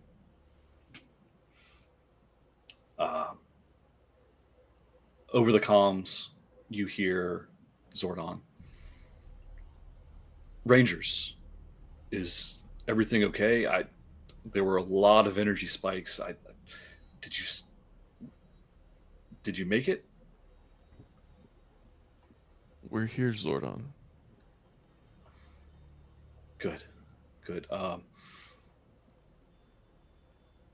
Come back to base. I'll have you come back to base, and we can discuss what happened in more detail. So brace yourselves. I'll have Lambda teleport you immediately. And with that similar hum, your colors glow around you, and you are transported back through space and into the Bastion of Light, where you all land, and we will call it for tonight.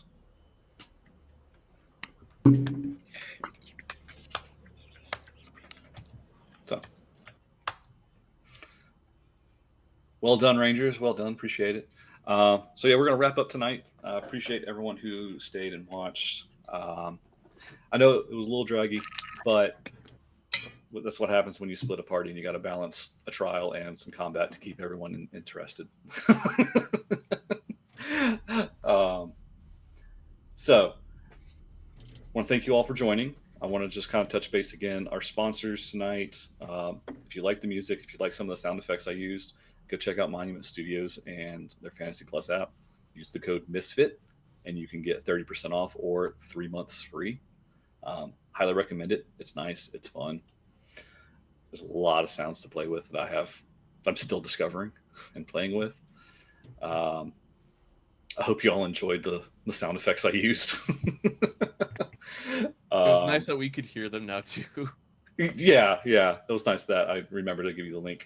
Don't forget also, go check out canadiandice.ca. Use the code MISFIT15 for 15% off your dice order. They have nice little collections over there. I think they got a Lord of the Rings collections coming out real soon. I'll get there in just a second. I got you. Keep it right there with you there, buddy. Go check out our friend dungeongrandmaster.com for a Peaker Builds or Tabletop Misfits t-shirt. We're working to get some more on the way, some other designs.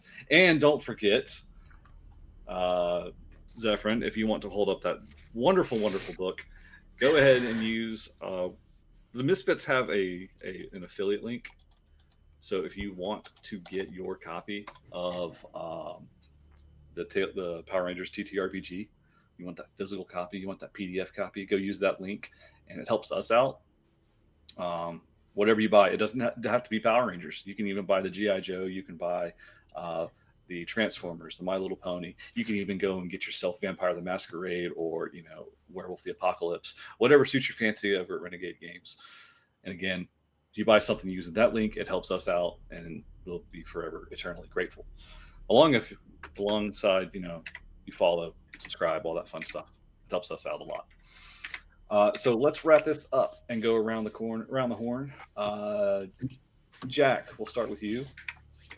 Anything you got going on?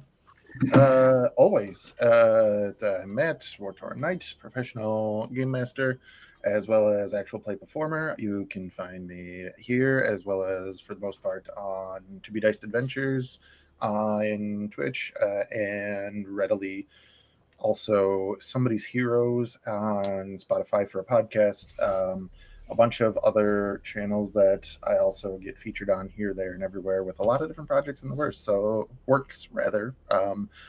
Follow me on the social medias for updates on those. Perfect. Artemis. What's up? I am Michelle, or Nerd Mom herself. I have a multitude of things, from Nerd Mom with a blog, Nerd Mom Creation, like an Etsy shop,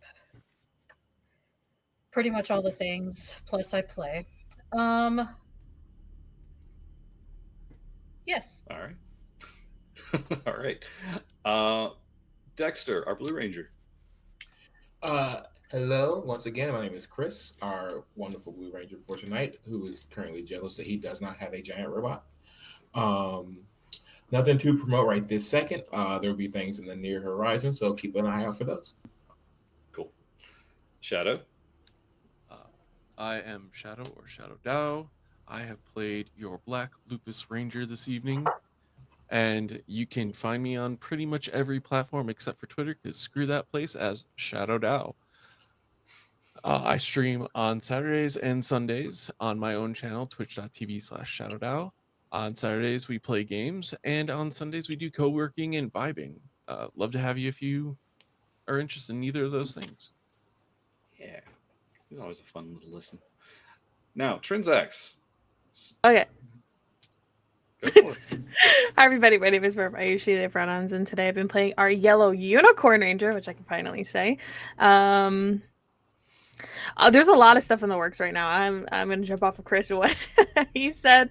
There's not a lot I can disclose, but follow me on Blue Sky at Mirm with 3 R's. That's MIRRRM for an upcoming campaign that I'm really excited about, and everything else that I'm going to be doing over the next few months. So, yeah. All right.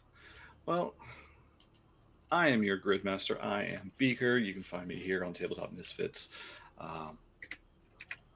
Here every other week, every other Sunday, leading this crew through the adventures in history, making history themselves. You can also find me Wednesdays on Tavern Talks and Thursday nights here in my garage where I am painting some minis right now for the next couple of weeks at least. Come back to Tabletop Misfits tomorrow night where we got Dressed to Quest. It's been really fun. I know James has some fun in store for that team over there. So go check them out tomorrow night at 8 o'clock Eastern. Yeah. And then again, Tavern Talks, Wednesday night, 9 o'clock Eastern time. It'll be me and Sam, our newest misfit, with our guest. And then again, Thursday, 9:30 p.m. Eastern. Want to thank you all for joining. Want to see y'all again the rest of the week and in 2 weeks specifically as we get to go on and continue this adventure. Stick around while we raid. I'm going to find a raid and I'm actually going to be on top of it this time. So bear with me. But I'm going to go ahead and put on the end screen, but don't go anywhere. Bye.